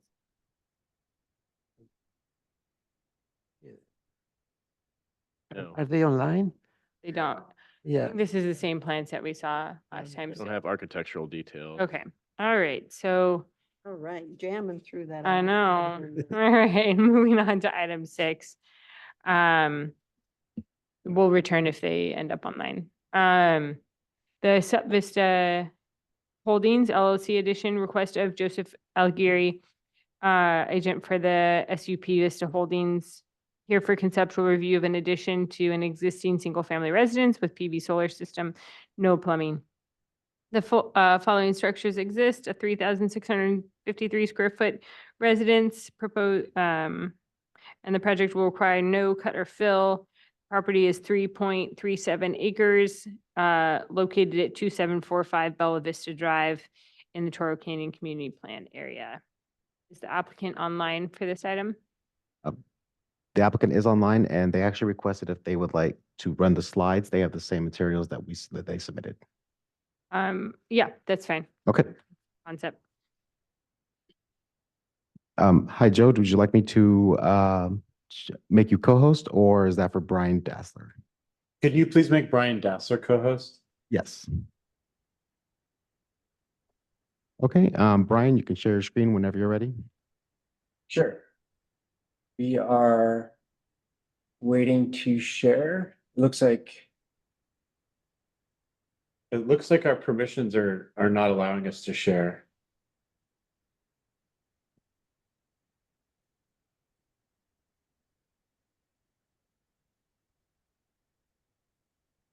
Could you try that one more time?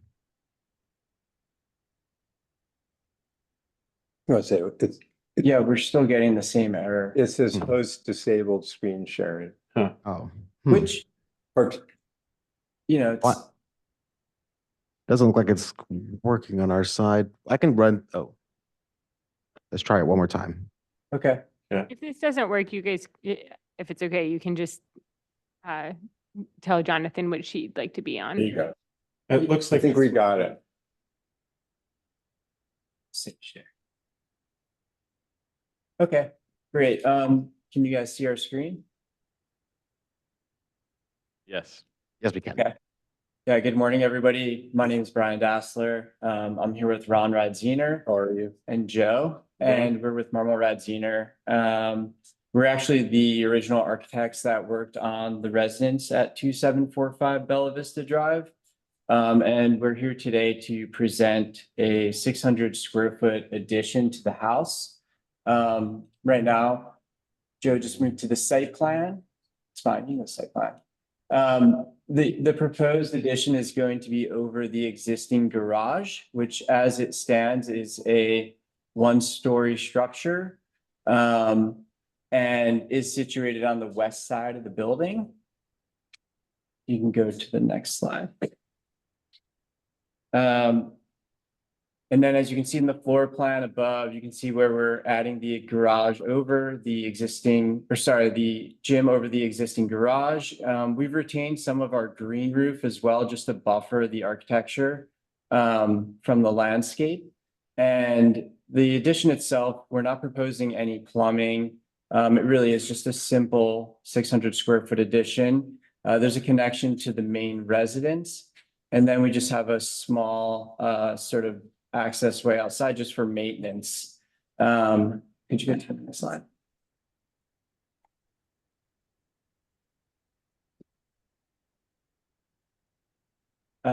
Additionally, we are proposing a solar array on the roof as well. You can move on to the next slide. The idea of the addition is to seamlessly integrate with the existing residence itself. You know, we wanted to follow the same slope of the roof, follow the same fenestration pattern, use all of the same materials that were used on the existing residence. So in many ways, we want this to feel like a part of what we have already designed and what is built on the site itself. The roof line itself has been designed also to sort of terrace down and step with the existing terrain. If you go to that end view. Yeah. Yeah.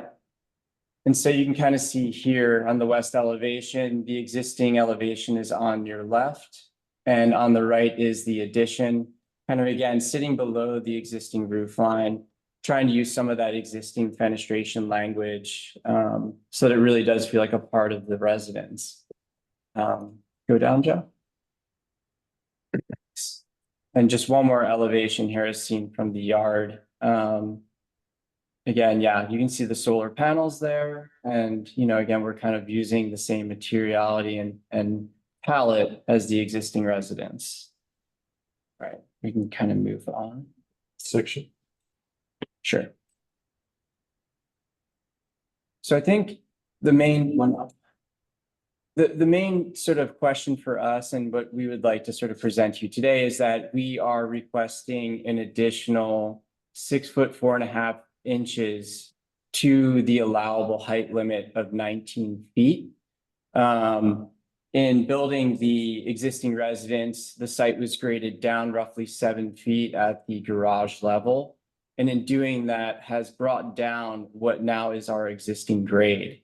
So we're here today to sort of discuss the idea of kind of building 6 foot 4.5 inches above the 19-foot height limit.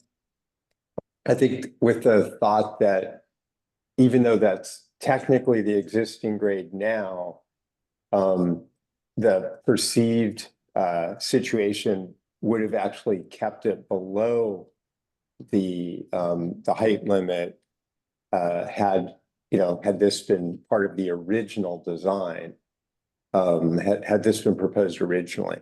Yeah. And then I think we've also just got some photos from the street and on site to kind of show what you can see from Bella Vista now. Mhm. So we're just going to look through those briefly. Okay.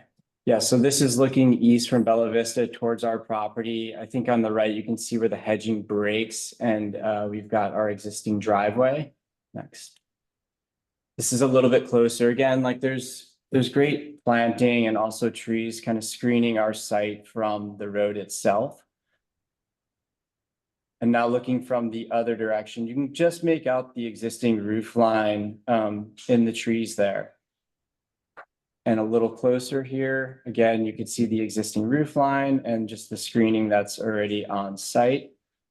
And then we have a couple of pictures of the existing residence. So this is just looking down. It's sort of vertical wood siding and metal roofing, all non-metallic or non-reflective. And so the new addition would be on top of this green roof you're seeing here on the right-hand side.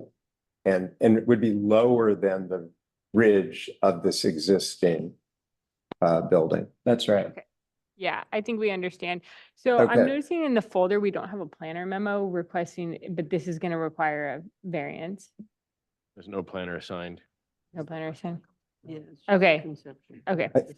From All right, so we will move on to questions from the board. Does anyone have any questions? Pretty straightforward. Yeah, one question. The material of the garage, is that metal or what is that? Or the plaster? Plaster, yeah. Yes, it's plaster. And the addition what you're putting on top is going to be the siding?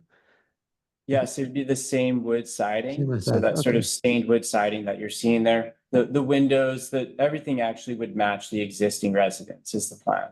And would you have problems keeping all the planting on the roof with your addition? And it's going to be more like a 3 foot wide planter, right? Is that the problem with like moisture and etc.? No, it shouldn't be a problem. We do those sorts of green roofs pretty often on projects where, you might have a 2 to 3 foot sliver of green roof. And we found they're easy to maintain and we haven't really come across any issues. Okay, thank you. All right, we'll move on to public comment. There's one letter in support in the folder from a neighbor. So is there anyone else online? We don't have anyone in the audience today. No. We have nobody signed up to speak and we have received no letters. We received one letter that. Oh, I'm sorry. We did Or- receive the one yeah, neighbor letter, They had coordinated to make neighbors were. but we have nobody signed up to speak and nobody currently present. Okay. All right, we'll close public comment and move on to comments from the board. Start with John.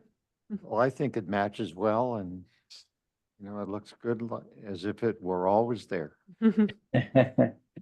That's our hope. I agree. Yeah, it's a fine project. It's definitely approvable. Yes, I agree.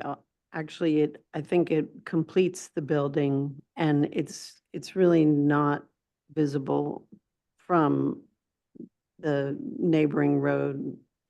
It's not going to change the visibility at all. So, yeah, it's a good project. It's, Oh, yeah, I agree. I would support a modification if necessary, once that's determined where the existing ground plane is. Yeah. So, yeah, I'm in support. No further comments. I concur with all the previous comments. I agree with the positive comments as well. As well. So you can return, should we say, Madam Chair, I have the language here from the previous project that we could use. Modification is reasonable and the location is appropriate for the proposed structure. Sufficient screen is existing between the proposed structure and the adjacent road. And that's it. Mhm. and we don't have a planner assigned, but it potentially could come back for prelim final since it's pretty straightforward. Yeah. So if we can agendize it unless the planner finds on consent, sure. So with confirmation from whoever the assigned planner is, they can come back for final on consent. Okay, thank you. thank you. Thank you. All right, we'll move on to item 7, the McQueen 4-car garage. The request of Crystal Chan and Michael Ober, agent for Brent and Marie McQueen, here for a prelim and final review of a 4-car garage of 877 square feet. It will be constructed below and an ADU above. The following structures exist on the parcel: a 2-story, 4-bedroom, single-family residence, including an attached 2-car garage with residence totaling 2,663 square feet. The proposed project will require no cut or fill. It is a 0.23 acre parcel located at 6776 Del Playa Drive in Isla Vista. I'll read the comments briefly. Existing tree grounds the structure, identify tree and canopy of existing tree, and clarify whether it will be impacted by the proposed structure, protect or replace with new specimen tree. Make window fenestration consistent throughout, consider casement windows throughout rather than double hung.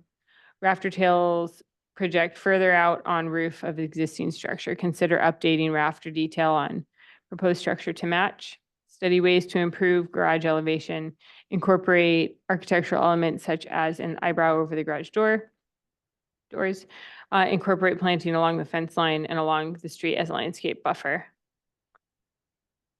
Okay, is the applicant online? Yeah, I'm right here.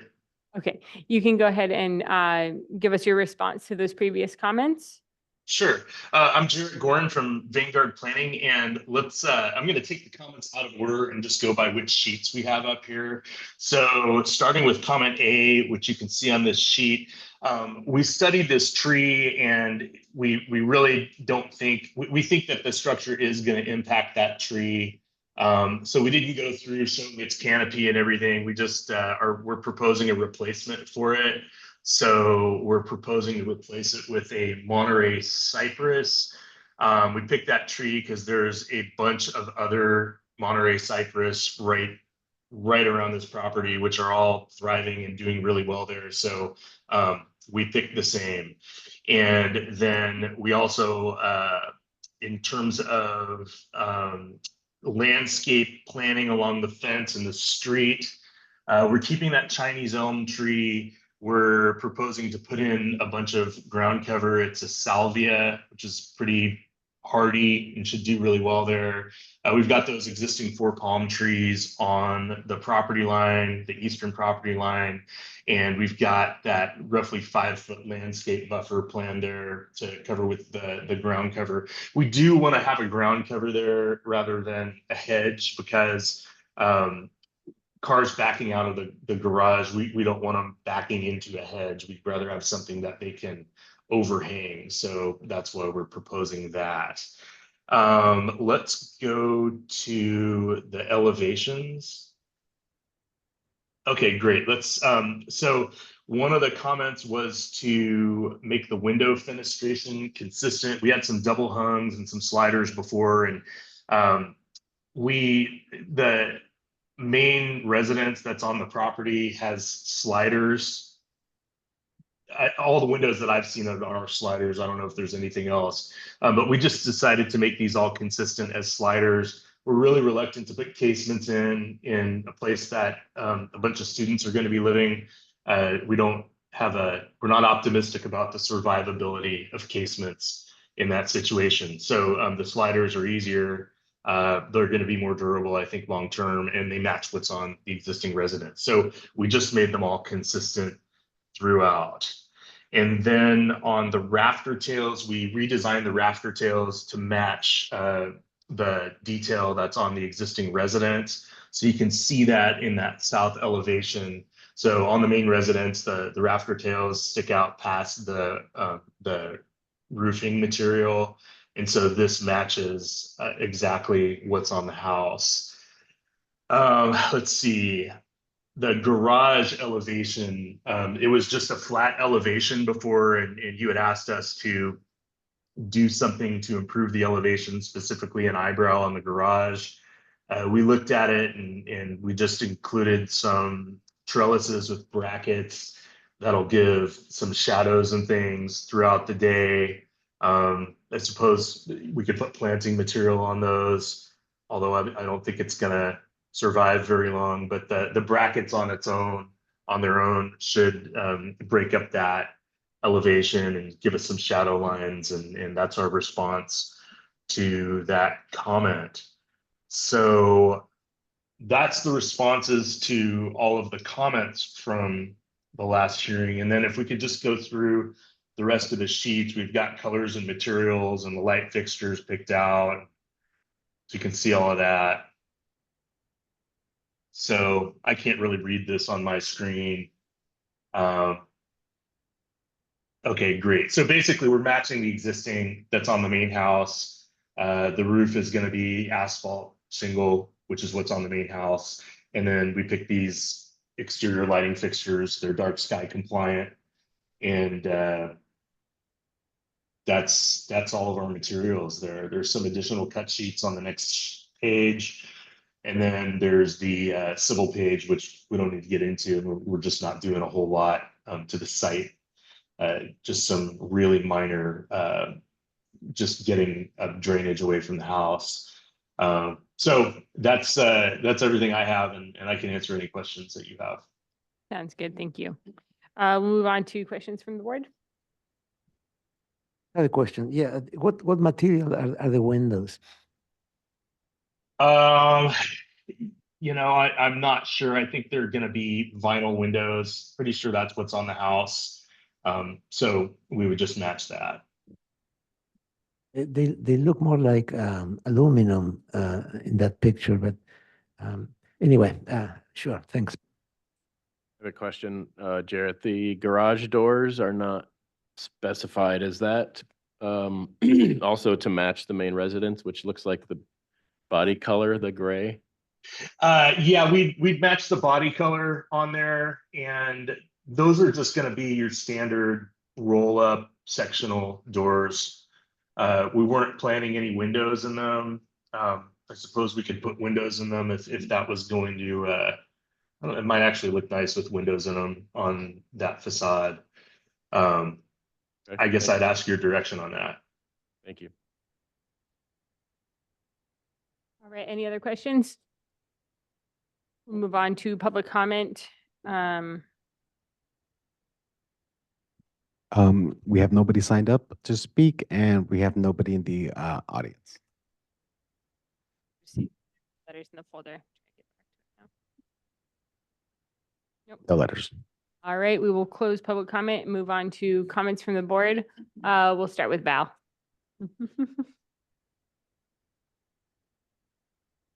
Well, those narrow sliders are really odd looking.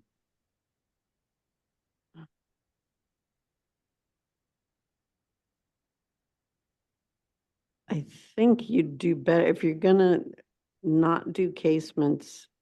I think they'd be better as double hungs. You may have had that before, but we were trying to get you to organize the windows. But sliders that are like 1 foot wide are really not good. So I think you'd do better to make those 4 windows double hungs. And I don't know about the bathroom windows, but yeah, it's just. I think that's exactly what we had before. You just had 4 double hungs in those exact location? Yeah, and the rest were sliders, and we were asked to make the fenestration consistent. This is, sorry, this is a question, not a comment, but Sure. why are those windows so narrow? They're windows that are on both sides of what would be a TV wall in a living room. So if we made them wider, it would start making that room unfurnishable. So that's our goal there. You can see it in the floor plan. If we start making them a lot wider, it really cuts down on what you can do with that wall, which is really the only furnishable wall in that room that makes sense. So let me ask the question. What's the problem with having those little windows, big casement? What is the lifespan of it? How is that different? What's the problem? Is a second story window or even the first story windows? I don't know. I have casements in my house for the last 20 years and nothing wrong with them. Board Member Peugeot, do you have 6 people living in your house that are students? Because it makes a difference. No, I don't have. I have grandchildren. Okay, the grandchildren might be close. But yeah, we're concerned about those things breaking and having to constantly repair them. And a slider window is robust and it's probably not going to break. So, and we have no problem with the double hungs. If you want us to go back to that, that's fine. We just want windows which aren't going to get destroyed. If you wanted us to go double hung on the whole thing, I think that would be fine too. But just give us a direction and we're fine with that. Let's go back to elevations, Jonathan, and then we'll move on to comments we've only done ballot comments, right? Alex? I like the eyebrow. I think it's very nice. I would suggest you move it up another foot. It seems kind of low. And don't give up on landscaping. I mean, it seems like you're renting these places to borderline criminals that destroy everything. Or some people would call them students, but yeah. Maybe you tell them, you put a note in the lease saying. Space to destroy. At least in the lease, you tell them not to, kill the plants, not to break the windows, and anyway, I think it's nice. Nice. I think as well as the garage door, I think probably the windows that you propose kind of dress up this elevation a little bit. It's really too bad you can't do the casement on the little windows, not because they do match the sliders. They are part of the same family. But anyway, I'll let the rest of the board fight for that. All right, John? Well, to further elaborate on the window situation, I think they could all be double hung, and on the larger window, put a divider in the center and let it go at that. They gotta be, they gotta be egress, right? Egress sizes, right? So it's gonna be 5 feet tall, at least one of them, and etc. All right, Josh? I don't have any further comments. Okay. Robert? Yeah, I think it's pretty much good. The only comment I have is I would see if maybe it makes more sense to take your stairway and move it to the other side now that you've eliminating that tree. Because I think the way you've got it proposed there, that stairway coming off the building is right up against the driveway. It might look better if it was positioned on the other side of the house, and then then you have kind of a usable space underneath there. Right now, it's kind of awkward with the way the stairway comes down, probably right where somebody would want to hang out underneath that, so. Other than that, I think it's cool. Chris? Yeah, I think not much to add. I think windows and the garage doors is probably a good idea. It's a pretty blank facade. I think moving the eyebrow up a little bit is a good call. And as far as the planting goes, I think we just need to size. Well, where is it? I see the 1 gallons for the sages, but I think the Monterey cypress was not sized. What are you planning there? 24-inch box maybe? 24-inch box, 36-inch box, something that looks good. You know, sometimes, let's just say 24-inch box, and we'll try to get one which really should be in a 36-inch box and get the biggest one we can. Okay, and then I would upsize the salvias to 5 gallons. 1 gallons are very vulnerable just to get trampled. So minimal change, but helpful, I think. You know how things are. I know it's criminal. They're not breaking windows, they're trampling. This is agendized for prelim final. We did have comments, so does anyone want to make a motion with or have it come back final on consent? I just have one final comment question. Vinyl windows also come in black. Now, you may want to choose that because it will match the colors of the main house with a white border, the white trim around it, and the black windows. So think about it. Okay. I'm willing to make the motion for preliminary approval with the double hung windows throughout, and switching the garage deck. The deck access seems like a good idea. If the tree is not an issue anymore, it seems like it would improve the project. Yeah. And final on consent when they come back? Or If it's okay with you guys? Yeah, all right. Okay. I would just ask the applicant, is there a reason the stair couldn't be flipped? No, now that the tree is not an issue, it would be able to be flipped, and it wouldn't affect the floor plan at all. And I agree, it would be much nicer to have that stairway coming up from the driveway side rather than what it's doing now. Well, those criminal kids with their U-Hauls are just gonna run into that stairway, so it's gonna protect your stairway. So then I agree. So since you're coming back, I would just ask, what is the planting proposed for the crosshatched area underneath the cypress and down the side? Is there a need for screening along that western property boundary? So maybe just take another quick look at the landscape. We'll look at it again. It needs to be something low, so that the cars can overhang it. And on the opposite side of that fence is another driveway and parking area. So we're not super concerned about screening. Yeah, no, I was looking at the other side, the west side, and what's happening underneath. Also a parking area. Okay. So, and then what happens underneath the deck and what happens underneath the Monterey cypress, those sorts of things.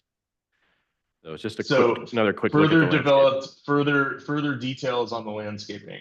Yes, thank you. All right, do we have a second to, I'll second. all those in favor? Aye. You can be agendized for final on consent when you come back.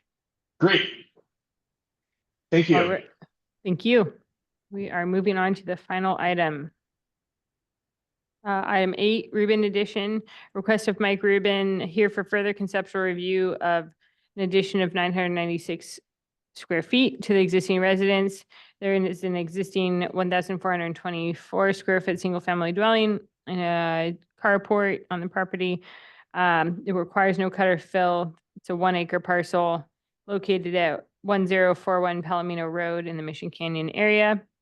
I'll read the previous comments.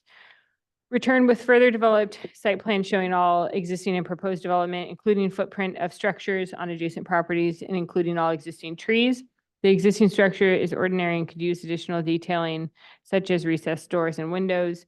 Restudy the roof line. It appears awkward as proposed. Consider more of a break in the roof line and study ways to incorporate fire safe eaves where appropriate. Provide example of proposed corrugated metal roof, return with a landscape plan for areas surrounding renovated structures, and return with photos of existing on-site development. Provide photos of site from public views and photos of neighboring properties to provide context of the property and setting.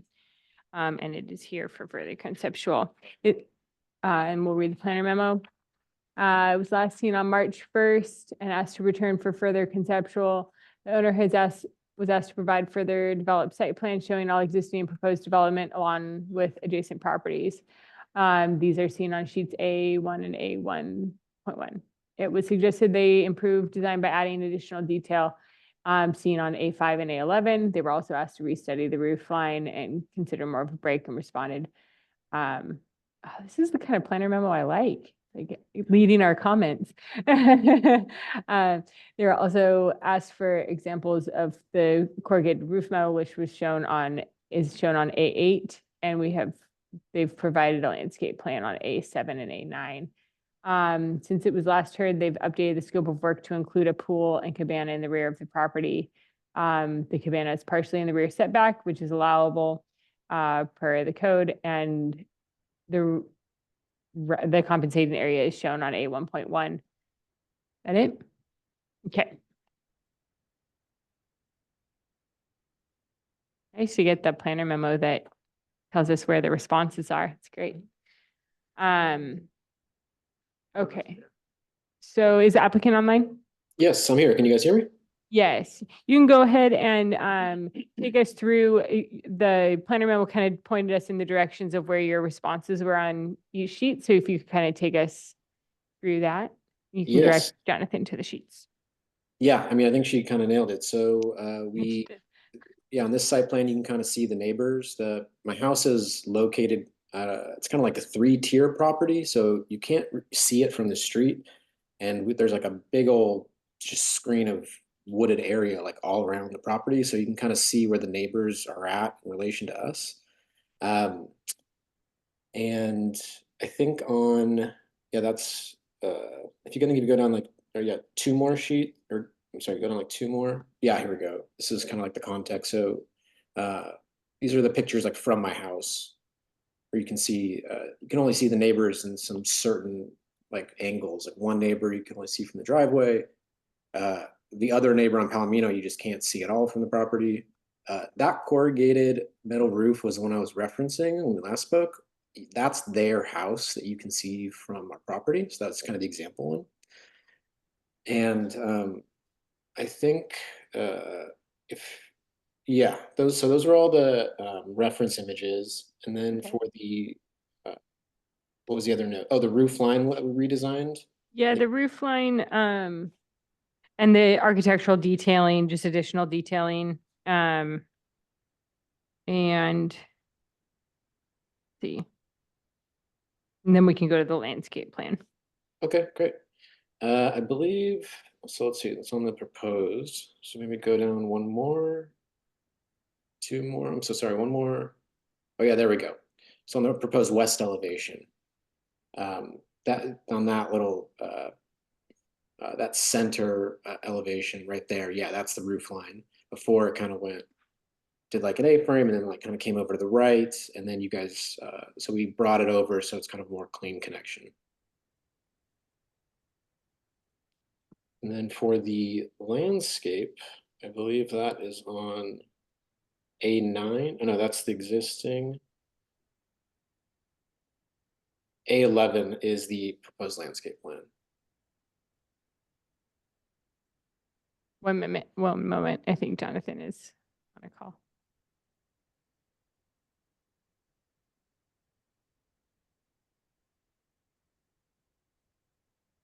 That's okay. Can you go to A11?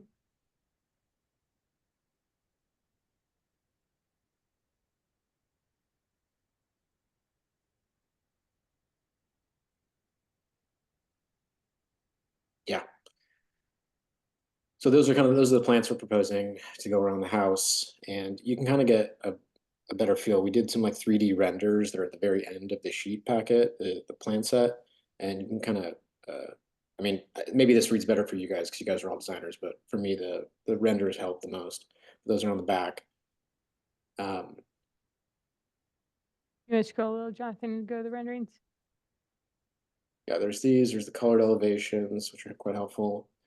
And then, yes, exactly.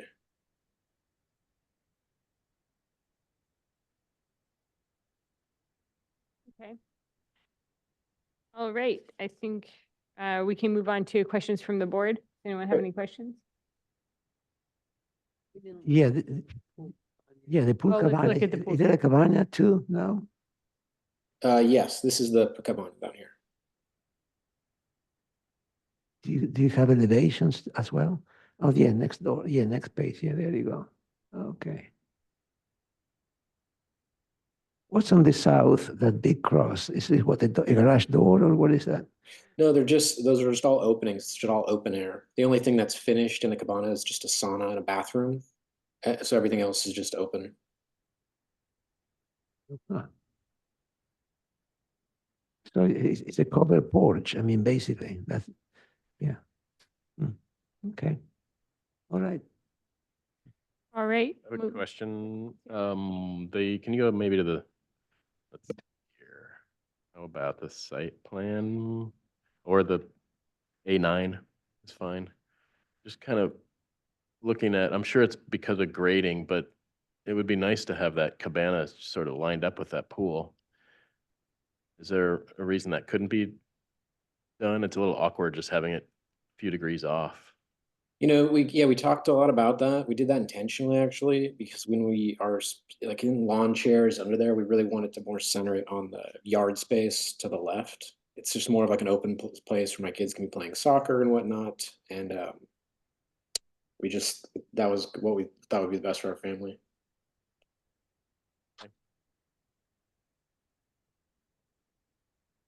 Okay, any other questions from the board? Yeah, could we go to the south elevation?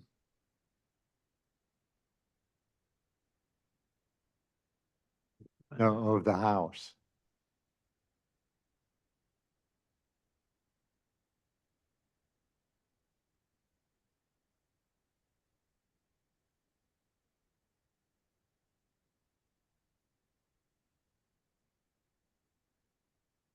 Okay.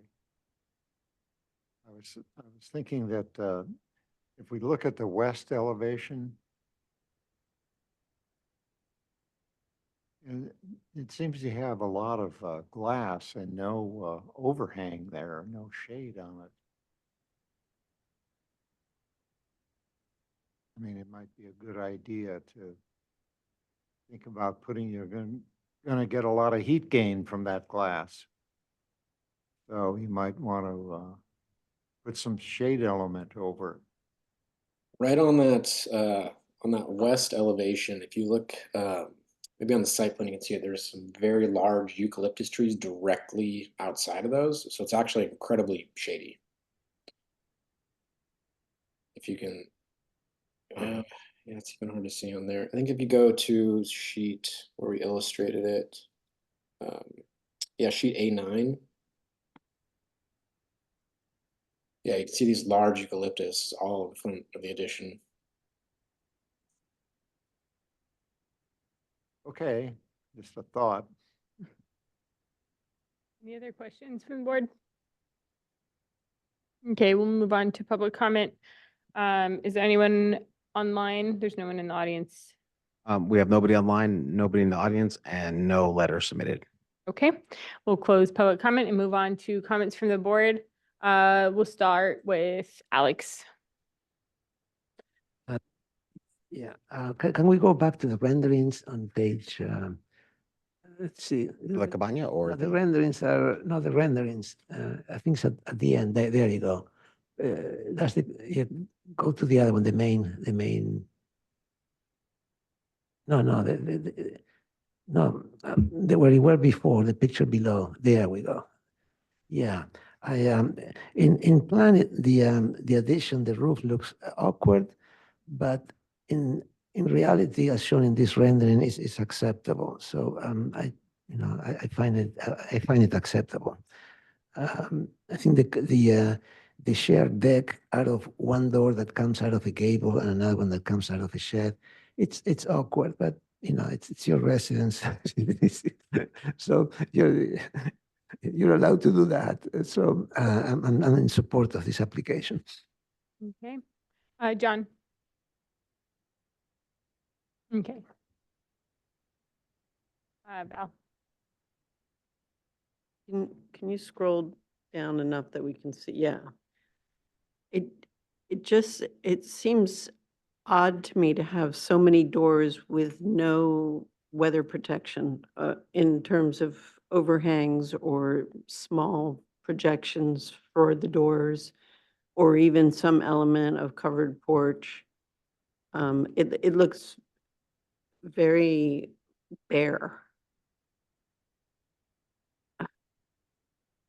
And I feel the same way about the pool cabana too, that it could use a little more detailing. It just looks like a kind of a stucco box with some holes cut into it. You could put, I just think it would be more livable to you with some projections, some additional roof projections of trellis or porch. Right over the front door, we do have one to differentiate between the side doors. You can kind of see it in that rendering on the top left. It's like patinaed steel overhang that comes right over the door to kind of make a little more of a threshold space. We call that minimalist. Yeah, minimal. I mean, that was just kind of the direction we were taking. We liked a very soft palette, and we were just trying to really keep it as minimal as possible. It was kind of the intent. Mm. Well, no, I think it needs some more detail, some trellis or porch roof. You can pick where you put it. Okay. All right, Josh? I don't have anything to add. Chris? Yeah, I don't either. I agree with Val. I think a little bit more something on the house would help. And I do think it's going to be awkward that the pool is not online with the cabana once all is said and done. But again, nobody really sees it. You're the one who has to live with it. So I think I'm fine with it. Okay. Robert? I appreciate the development you've done since the last proposal here. And that cabana, just the way that it's laid out with the bathroom and the sauna right in the middle of the space, I feel like it's really inefficiently designed. And it doesn't affect anybody on this board, but I just encourage you to study that. If I was going to build the thing, I'd take the sauna and the bathroom and locate it in a corner and then give you a big open space. But anyhow, I don't know, that has to go into the comments, but other than that, I think you've made a lot of improvements on it, so positive comment. Thank you.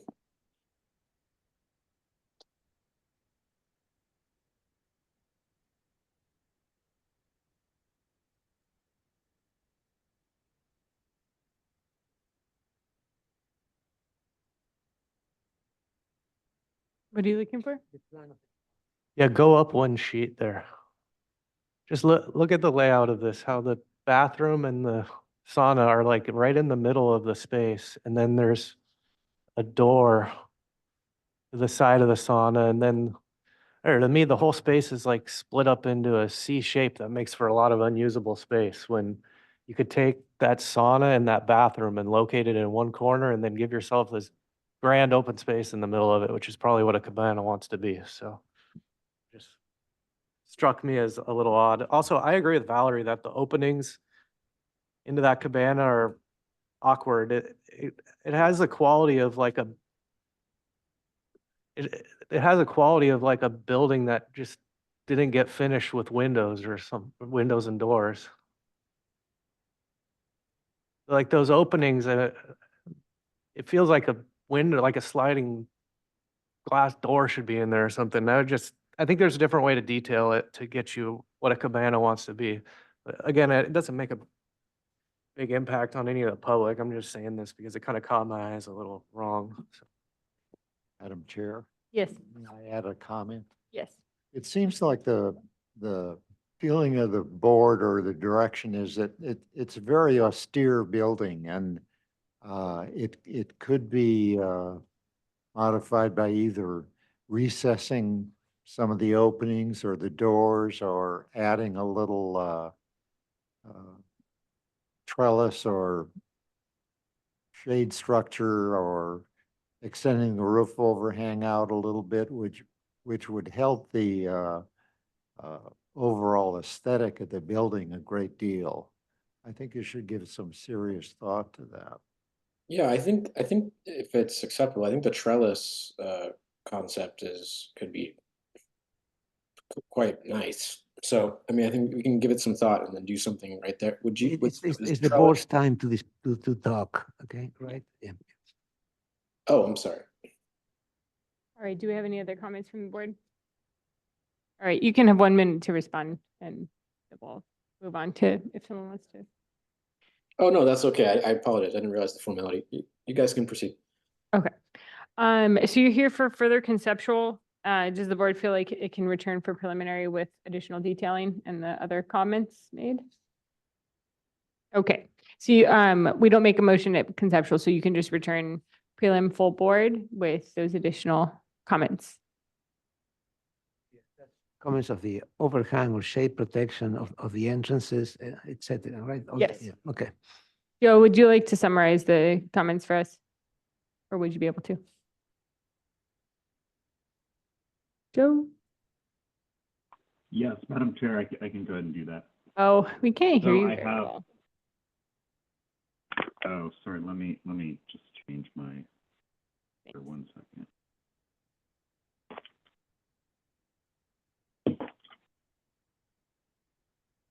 Okay, is that better?